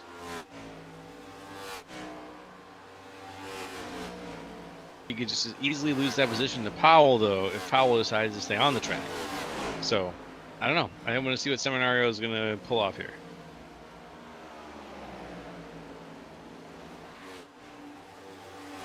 Still racing for position a little bit further back. PB Henry's just lost a spot to Jake Hickson in the top 5. 4th place swapped hands. Kyle Westwood, Caleb Mitchell not too far apart from each other. Caleb Mitchell been dropping back, though, as the course of this green flag run has gone on. I'm watching a little bit further back, and Colby Jackson still making a mess of it down the front straightaway. Able to hang on the bottom, but still close with a couple guys. Colby just hanging on at this point, obviously. But Kalen's dropped back to 9th now, so not actually 10th. So yeah. Kalen continuing to just drop throughout the field. You hate to see it. You get these guys out front early, you get a good pick, and then now they're way back. Pitting. Caleb Mitchell's pitting. Oh. So is Colby Jackson. I'm guessing that earlier pit stop was not going to be the last one. Some guys are already choosing to come down only 20 laps into the stint. Well, we've got less than 30 laps to go in the race so far. 29 laps total. This is interesting. I don't know. This is early to do this. I figured a splash and go would have been the best. I feel like this is going to be a lot of time you're giving up to put on the tires. Unless you're taking 2, maybe that would make sense, but 4? No, Kalen's taking 4. I don't know. Thought a splash and go would have been better. He's setting himself up to have to do nothing for the rest of the race. We'll have to wait and see. After everybody else pits for their splash and go, at least what I presume is going to be a splash and go, we'll see if Kalen's strategy is better. He was running 10th beforehand, so we'll have to keep an eye on the 67. See if those tires make a difference here with 28 laps to go. Pretty good. Okay. Bunch of cars taking the opportunity to pit on green right now.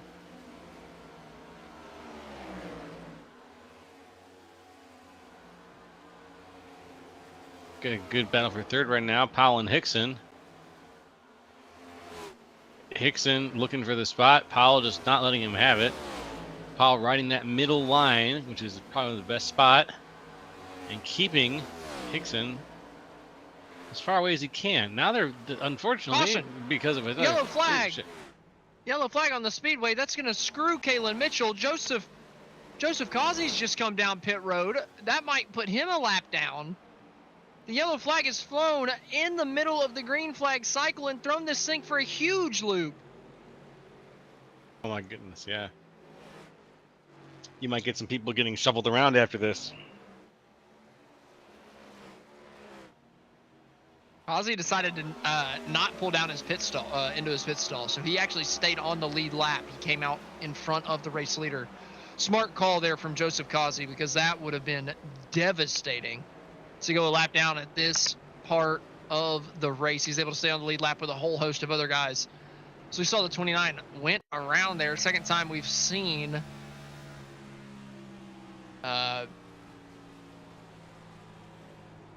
excuse me.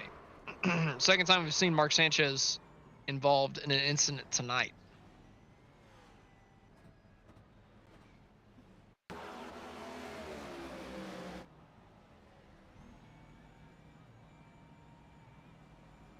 Let's see what they've got in store. This is the move of the race right here for Causey.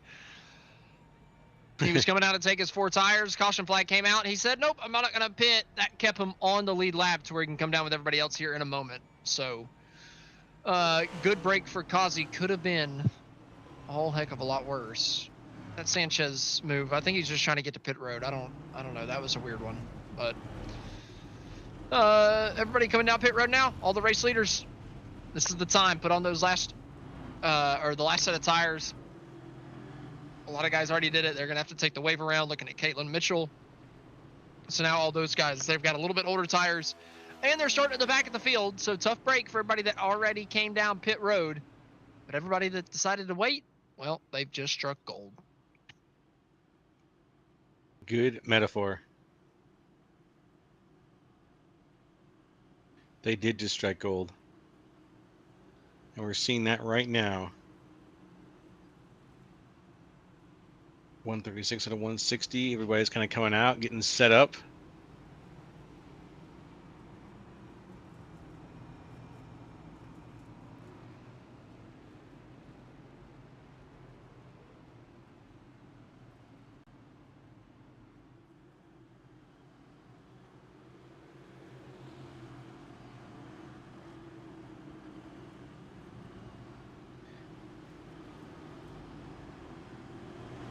So with less than 30 laps to go, how are you feeling about your pick tonight? Well, after the yellow, not too good. He was sliding before the yellow, to be fair. Slid to the back half of the top 10. Kayla Mitchell was running 10th before the pit stop. So he was running up front early, but I think the longer run, the long green flag run, played out of his strengths. And unfortunately, he started slipping there. Was playing the strategy by pitting early, and that caution flag definitely bit him. Instead of maybe him jumping a couple spots, letting this thing run green, he's going to be taking the wave with a lot of other guys back in 16th. And, well, nobody has a set of tires left, I don't believe. So nope. Even if another caution flag comes out, it's not like he can come down pit road and fix the damage that's already been created. You've got older tires. That's it for the rest of the race.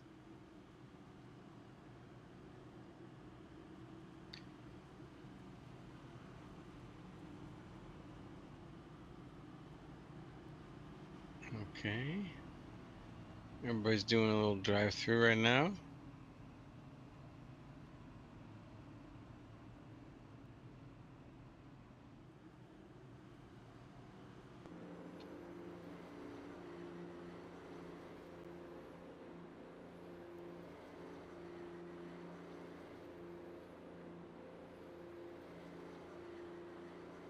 Another yellow tonight. Slowing things down a bit as we get close to the end of the race. It's been a lot of ups and downs. Ooh.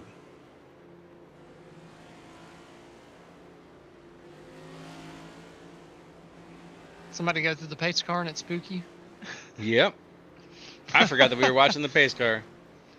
Yep, the wave around's going around the iRacing pace car here. They're not destroying some poor guy's back bumper, I promise. Yeah, I forgot that for a second. When I saw him just drive through me like a phantom, it kind of freaked me out. Kyle Fontaine up in the race lead. I have not seen him pit anytime recently, so I think he's on very old tires, not too sure. 30-lap old tires. So Kyle is going to be lucky to hang on to the lead by the time we come out of turn 2. Yeah, we're going to have to keep an eye on that. Watch how far back he's unfortunately going to fall. The strategy's going to be blocking. That's not what I like to hear. I don't think that he can even do that. There's no blocking you can pull off with 26-lap older tires than the rest of the field. Nothing you can do. You're a sitting duck. So Kyle's going to be going backwards, but on the start, we're going to have to wait and see how it shakes it up with the move and chicane going backwards. Johan up in the race lead, and his main contender's gone, so who's going to step up to the plate and challenge? That number 56. Kyle Fontaine down to the restart zone and back to the green flag here. 22 laps to go. And the green flag waves, and we go from 2 wide to 3 wide in the back here a little bit as it frays towards the back of the pack. The front, though, finding itself. A series of 2 wide battles for 3rd, for 5th.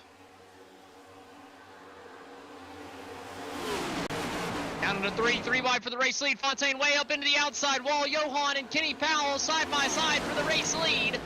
Kenny trying to get the run on the bottom, but Johan's just going to power by on the outside. Can anybody get up here and challenge the 56? Kenny is not done yet. He's got the side draft coming down to 1. Throws it down to the bottom, but Johan just throws it in deeper, way to the outside, but maybe too deep. There it is. Way to the outside to where Kenny can get the side draft back, coming down the back straightaway.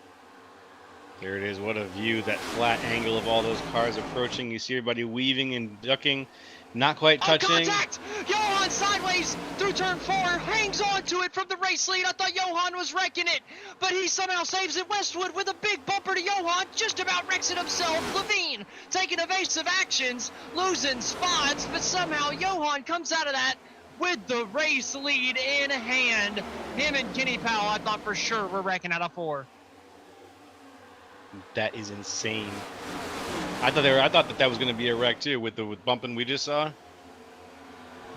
but not today.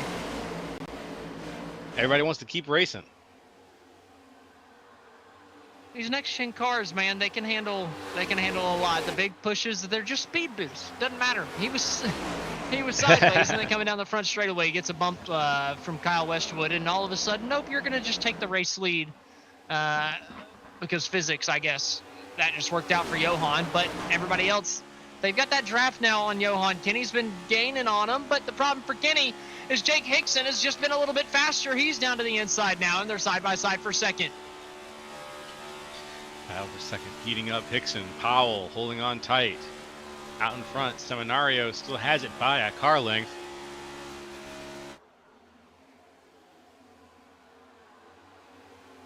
Let's see where things go.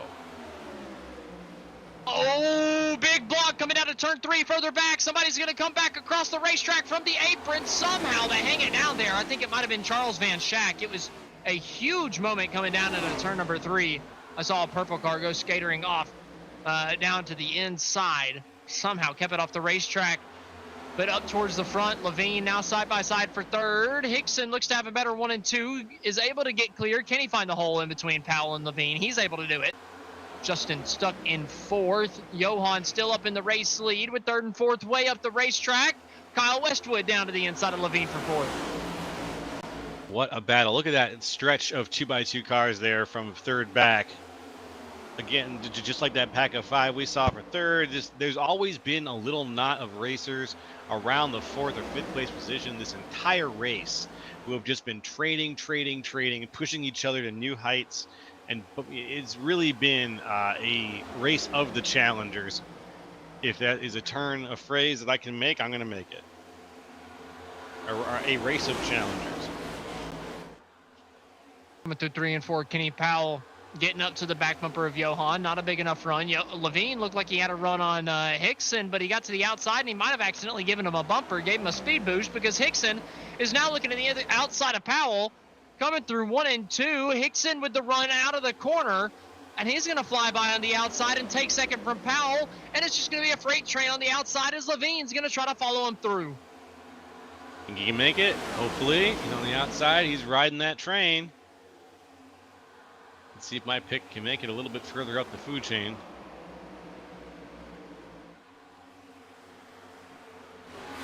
All right. I think that almost hit. Looking on the outside now, getting pushed up to the wall.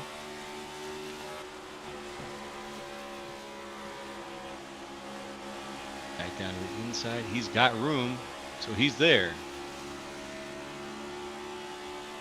Justin Levine clearing to 3rd, now side by side for 4th. Kenny Powell under pressure. Man, he went from 2nd to 4th in an instant, now under pressure, but the yellow flag's going to fly elsewhere. Oof. Nobody has tires to put on, but this is going to bring out a yellow, bunch the field back up as if we weren't bunched up enough. Right. As is. But we're going to have to get a replay back to see exactly what brought out this yellow. Eyes on the Jumbotron. Oh, the 42 already sideways. Colby Jackson, big contact. Sammy Harrell coming back across the field and kills Kalen Mitchell. Mitchell, the 67, you can tell his steering is destroyed. Oh, my goodness.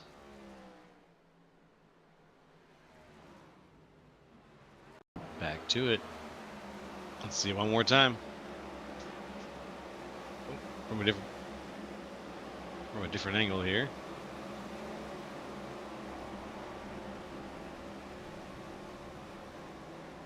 Why would... Ooh.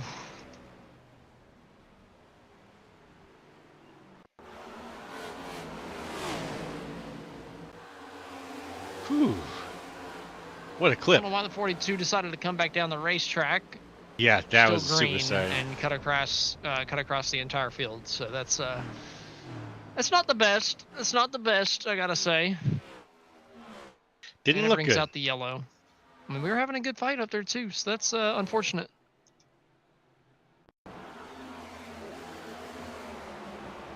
Oh man, what the hell was he doing beforehand? Whoa.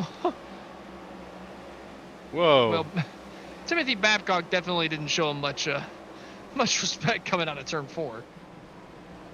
But the 42 was well off the pace from entering, 3 lanes below the apron. Typically not the best entry angle. Can we figure out why he entered so low? Like, did he get knocked down there? Or did he drive down there intentionally? What was the plan?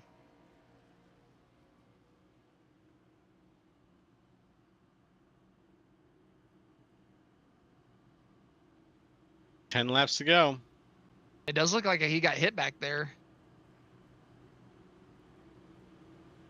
Cody Curran, excuse me, coming out of turn 2, gave him a bumper shot, and well, didn't give the 42 much of a chance here. Which, to be fair, Sammy's got to commit. If you're going to throw the block, you got to pull all the way up the lane. Don't give him a chance to give him a bumper like that, or give you a bumper like that. And then Babcock came through there and said, "Nah, you're not running at the bottom line. I'm going to take this," and kind of started off everything behind. But then Sammy coming back down the racetrack said, "Caleb Mitchell, you're alive, but you're dead now." What an interesting dichotomy. I'm ending that. I find it offensive that you're alive, so I'm taking you out. That was personal.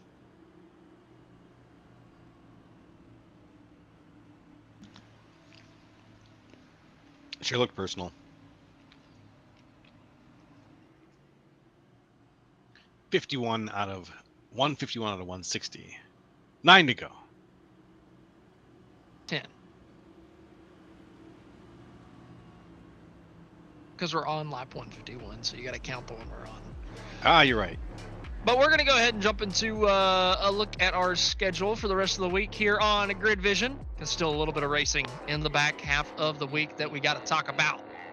Coming up on Friday night, that's going to be right back here at the Las Vegas Motor Speedway for more Ryco Performance Friday night top split action. That's going to be the NIS top split at 9 p.m. Eastern. And then on Saturday night, the Major Series, also at 9 p.m. Eastern, the Auto Club Speedway. We're keeping it on the West Coast all week long here on Grid Vision, and it's going to be a fun one. 2 more great races coming up later this week. Love a good race And at I love Auto Auto Club. Club, man. Auto Club. Yeah. I love Auto Club. Was just saying the same thing. Gotta love Auto Club. So tune in for that. Rest in peace. Rest in peace. Lives on forever here. So sad. So sad. That's one that breaks my heart. Track had finally become something that we really, really enjoyed, and now it's just gone.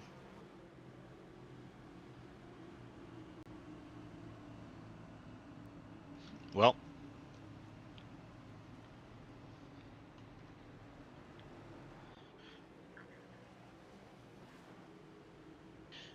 that's why we will hopefully have some new tracks or refurbished tracks in the future, and we'll make some new traditions.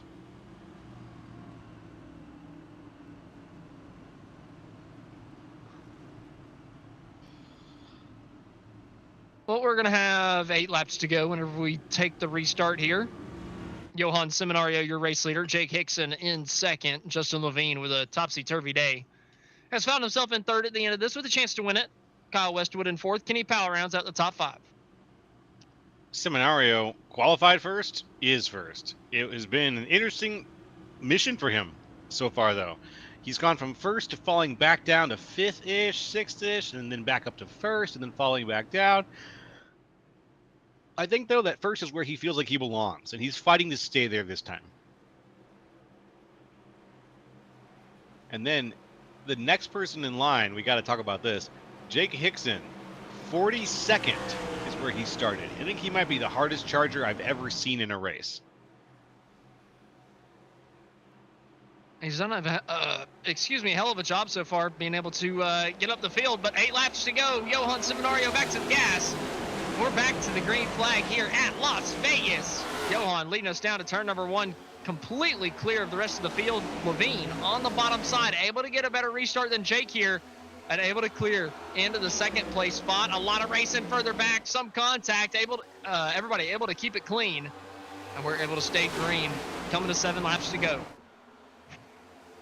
That's what you love to see right now. The front spreading out a little bit up on the outside wall. We got Kyle Westwood. Hard contact to the outside wall. Couple spinners out of turn number 4.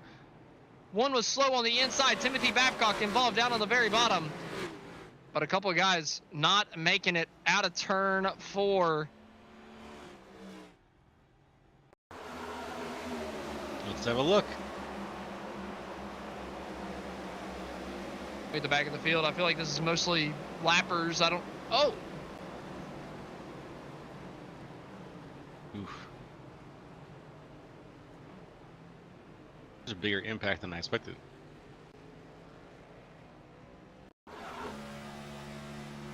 Come on now, Timothy. Don't tell me. Don't tell me. Hoping that this was an apron. There's a little twitch to the right there, Mr. Babcock. Yeah, I saw that too.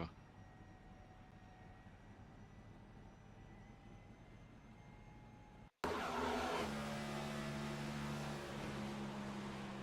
don't know if he's got a penalty and coming to pit road because he was pretty slow through the middle of the corner, but then gets hit in the back and sideways, gets it back on the track, and a little too much right turning. Think the computer hit him for speeding on pit road? Is that what you're saying? Sure. He did have a penalty before for that for incident level, so he was slow to come to pit road. So there was a little bit more involved in that. So we'll have to wait and see with everything with that. But still, 16 cars on the lead lap. We've had a lot of incidents tonight. Vegas has not been kind to a lot of our competitors here. Still 27 cars that are, 1 lap down or less. So a lot of these guys getting put a lap down on that long green flag run. A few of them getting that lap back through the last couple of cautions, giving us 17 guys theoretically with a chance to win it as we come to 5 to go. So we're going to have about 2 or 3 laps to go naturally whenever we go back racing. I love it. We're not going back on this time around. I think we got one more before we are 1 to green.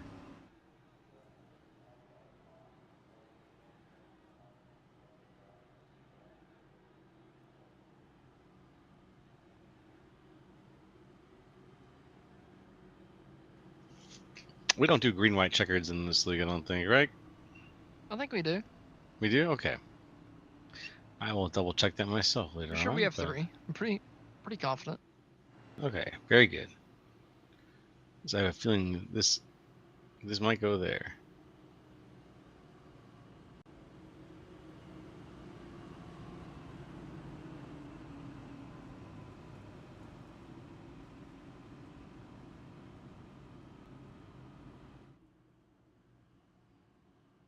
Cars still on the lead lap.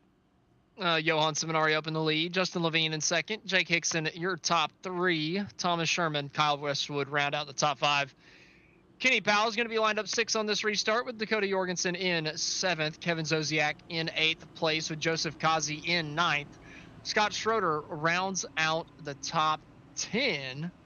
And I believe we're going to have 3 laps to go on the restart. Nicholas Schell lining up in 11th, Robert B. Saul Jr. in 12th, Kyle Fontaine in 13th, Art Nicotera in 14th, PB Henry 15th, Dave Fugie Jr. in 16th, Corey Saucier in 17th is going to be all of your lead lap. Cars coming down to this restart, as I believe we are going to take 1 to green this time by. Here we go. Lights are going to be coming off on that bad boy pretty soon, and everyone's going to be stacking up. Here we are. Time to make it look professional, boys.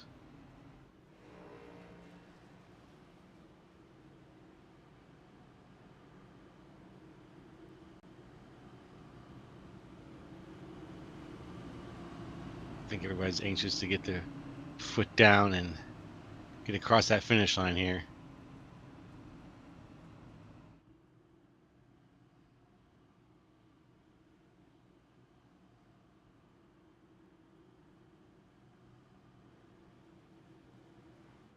Let's see how these last 4 laps shape up. I got a feeling it's going to be a crazy finish to tonight's race.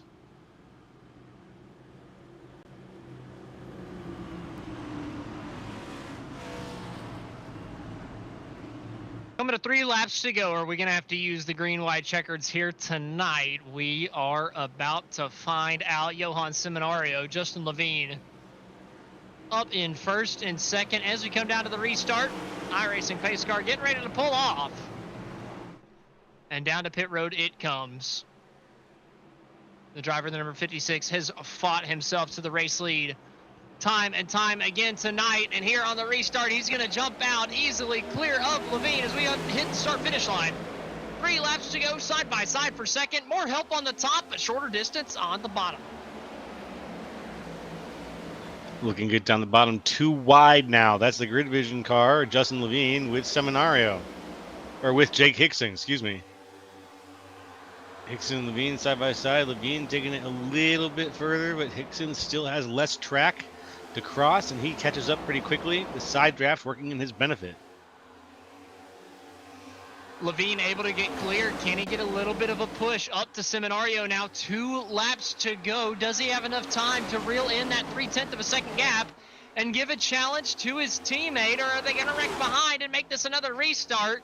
Coming out of turn 2, everybody still straight, hard, racing 3 wide, further throughout the pack, throughout the top 10, but Johan's coming out of turn number 4 to the white flag. 1 lap to go here in the Spartan Master Series. 1 lap left. It's going to be a good one up there at the front. We've got a battle forming, I think. Looks like Seminario is going to be maybe sailing across the line on his own on this one. Levine can't quite get the speed. It's too many car lengths behind to be able to make this one up. He's going to be probably sailing in a second, I'm guessing, if we keep things up the way they are. But there is a small battle forming for fourth. Further back. 1 going backwards, but it's going to be Johan coming out of turn number 4 all by himself. No challenge from behind. Johan Seminario is going to win in the Spartan Masters Series from the Las Vegas Motor Speedway here tonight. What a drive from first to first. Started in the pole position, finished in pole position. That also happened to a couple other racers tonight.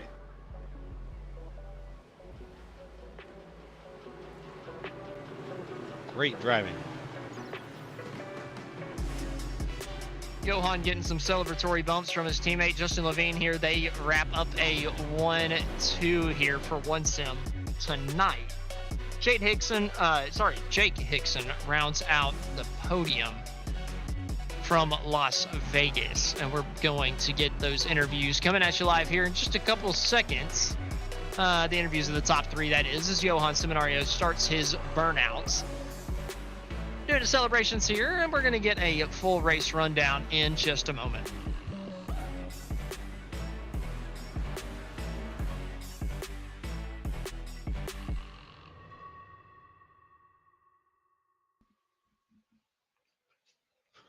Going through the field here tonight, the Spartan Master Series, Johan Seminario brings home the race win. Justin Levine second, Jake Hickson in third, Thomas Sherman in fourth. PB Henry rounds out the top 5 with Kenny Powell, Kyle Westwood, Joseph Kazi, Dakota Jorgensen, and Kevin Zosiak rounding out the top 10. In 11th place, Kyle Fountain. 12th, Nicholas Schell. Scott Schroeder, Art Nicotera are 13th and 14th. 15th, Dave Fugie. 16th, Cody Curran. 17th, Chris Hudson. And Jeffrey Oakes, Kyle Gerlach, and Corey Saucier round out the teams. 21st is Robert Besaw Jr., 22nd, Charles Van Schack, 23rd, Kayla Mitchell with Corey Moore, Charles Abbott rounding out the top 25. Jordan Sailors, James Staples, Chuck Burley, Jay Salmon, and Greg Wachinski round out the top 30. For 31 through 35, you got Cameron King, Colby Jackson, Timothy Babcock, Sammy Harrell, and Daryl Klatz. And 36 through 40, Kendall Levron, Mark Sanchez, Chris Vinson, Jeffrey Souza, and Victor Pfluger. 41st place tonight was David Salter, 42nd David Maines, and 43rd was Alan Phillips. So that's going to round out the 43 car field. Next up, we're going to give our top three a interview here. So first up, we're going to pull up our third place finisher of Jake Hickson. Just found him in the Discord chat. Jake Hickson, you're up in the broadcast booth. Do you have a copy, buddy? Yeah, loud and clear, guys. How are y'all doing tonight? Oh, pretty good, man. Probably not as good as you, though. Coming home in third place tonight. Had a really good finish at the end of the day. Pretty eventful race. Had a lot of cautions, a lot of wrecks to kind of sift your way through. But at the end of the night, you were able to put this thing on the podium. So kind of walk us through your night, man. What was it like from the driver's seat? Oh, it was just survival. I mean, I started 42nd, so it was just all about survival. So got through the first stage, and I think I started, 25th or so after that first stage. So just from there, I knew I had a good car, so just kind of paced myself, and lo and behold, it all worked out and finished third tonight. So it was a lot of fun. Well, Jake, over the course of the last couple laps, right, that three lap shootout at the end, you were side by side with Levine for second. Was there anything on that restart that you could have done to potentially get clear to give yourself a shot at Johan at the end? No, not really.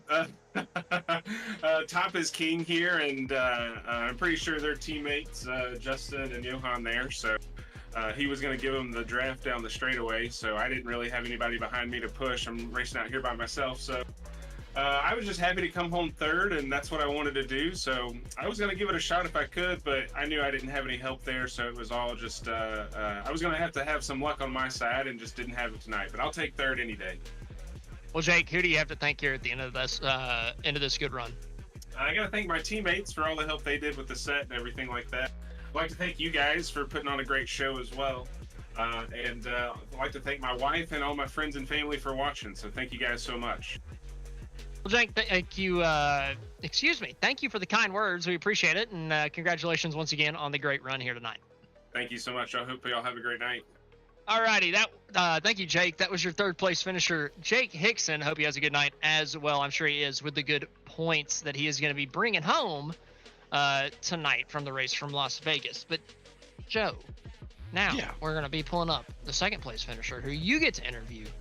All right. If we can find him in the Discord somewhere, we're going to be bringing up Justin Levine. He's way down there, so we're going to have to do this the hard way.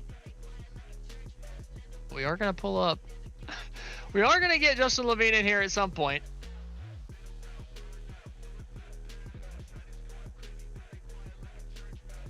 See if you can work your Discord magic. I'm trying. I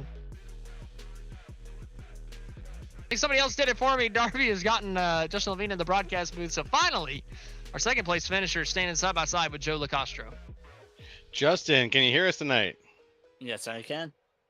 All right. Well, congratulations on that silver medal victory tonight. You were my pick to win the race, and you didn't disappoint me. You came in a solid second place. You qualified well. Did you feel confident going into the race tonight? Definitely not. I didn't get a chance to do any races this week or even turn some laps. Having a couple issues with other things, but the confidence level was take it step by step. Get into the race, see how the car was driving. First run, it was loose, tightened it up, felt great. Avoided a wreck, got hit in the back, had to fix the damage. Back through the field, back and forth. Self-spun down pit road. So it was up and down, but somehow pulled away with P2. I was about to say, you sounds like you had a pretty good plan going in, but when during tonight's race do you feel like that plan maybe lost its step and you had to change your strategy a little bit? Definitely when I self-spun down pit road. I went back and it looks like it was netcode. The mile an hour jumped. I didn't know if Johan clipped me or not, and it looks like it was netcode, but it was no intent. Like, it was just hard racing. As you can see, all our one sim drivers are battling as hard as we can, putting on a show for everybody. It was so much fun to have teammates like that are giving it back to each other without wrecking each other. It's so hard to find people like that on the sim, and I thank them the most. That they're awesome. Well, we saw you giving some congratulations there at the end of the race too. It was a incredibly hard won race, and even though you came in second, I want to congratulate you on an amazing drive. Is there anybody that you would like to thank or shout out to tonight? Definitely you guys, best broadcast team in the business. Can't wait to go back and watch the broadcast. Dave and all the admins that put this on for us. Still, again, true to my heart, one of the best leagues out there. All the viewers and everyone that tuned in tonight. Alrighty, well, thank you very much for your time, Justin, and take care. Have a good rest of your week, and we'll see you racing maybe later this week. Sounds good. Have a good night. All right, that was your second place finisher, Justin Levine. Next up, we're going to bring up the race winner here tonight from the Las Vegas Motor Speedway, and that is going to be his teammate, Johan Seminario. Johan, man, you had a heck of a battle with Joseph Kazi for the race lead, lap after lap, trading paint, just door banging out of turn 4. What was that like out on the racetrack, racing your teammate like that? It's stressful in a good way because we're having a good time, we're having a fun time, but we also don't want to kill each other. We're still sometimes we door bang now, so we can't let us break out. It's not gonna be fun afterwards. But it was great. Every Cos and I were door banging and having a good time. Then with Justin and I were getting into it side by side. Me and Cos were running into each other. It was just really fun. 120%. It was fun. Yeah, it was a lot of fighting out there on the racetrack, but on that last green white checkered, it all kind of got quiet. Was that a surprise to you from the race lead, or did you think that as soon as you got clear, the race was over? Because I thought somebody was going to get a run, especially whenever Levine got clear. I thought there would at least be a bit of a challenge if the race stayed green. I don't know because during the long run, I think I had the strongest car. I think you guys saw it in that first stint and the second stint after I got ahead of Kazi. Kazi had a little bit of damage, but I was starting to pull away from everybody. So I think in the long run, the car was settled in pretty well. I was more nervous in the short run because time and time again, I'll say I am not a short run type of guy. I always struggle with that. So I was more nervous on these last restarts because if I screwed up that short run, I was done for. And PB got his lap back and he had a fresh set of tires. So there was a lot of nerves in that last restart. That last restart, I thought for sure somebody would mount a challenge. I thought with the draft, they would just be able to reel up to you with it being 3 laps instead of 2, but nobody was able to, so it all worked out for you. And a big congratulations for winning tonight, Johan. Who do you have to thank at the end of this one, man? Definitely got to, thank the guys at Team Connie, Team Performance. This set was ripping for one. Shout out to them, Martin PC, Dave, the SSRL League, you guys for the broadcast, and all the friends and family that support me and watch this as well. And I'm just glad to break this bad luck streak because those first 3 races were the worst races of my life, I think. Sitting last in points because I wrecked out the first 2 races and then my car kept imploding in the roll when I was the fastest car, or I think I was the fastest car. Kazi was there with me, but shout out to everybody for the support after those rough 3 races for sure. Sometimes it just takes one good race to turn the momentum around. So, Johan, hopefully this race here tonight from Las Vegas was able to do that for you here in the Spartan Master Series. But looking forward to seeing what you can do going forward. Appreciate it, man. Thank you. All righty, that was your race winner, Johan Seminario. And, Joe, that's going to do it here from us at Grid Vision tonight. What'd you think of the racing here in the Spartan Master Series? Whew, 165 laps is a lot of racing, but we kept it exciting. We didn't keep it exciting. The SSRL Master Series kept it exciting. There was a lot of position switching. There was a lot of side-by-side racing tonight. I think that it was a very successful race. I have to agree with you. I thought it was a pretty good race out here on the old 1.5 miles on the West Coast. Tonight from Las Vegas to Nevada. That's going to do it here from us at Grid Vision. And we'd like to thank you for watching and participating in the chat. For more information on getting your league broadcasted or starting your career in broadcasting, contact us on Facebook, X, or email us at info@gridvision.live. Congratulations to Johan Seminario on winning tonight's race from the Las Vegas Motor Speedway. This has been Austin Edstrom standing alongside Joe LaCastro and Austin Derbyshire. We will see you next time on the grid.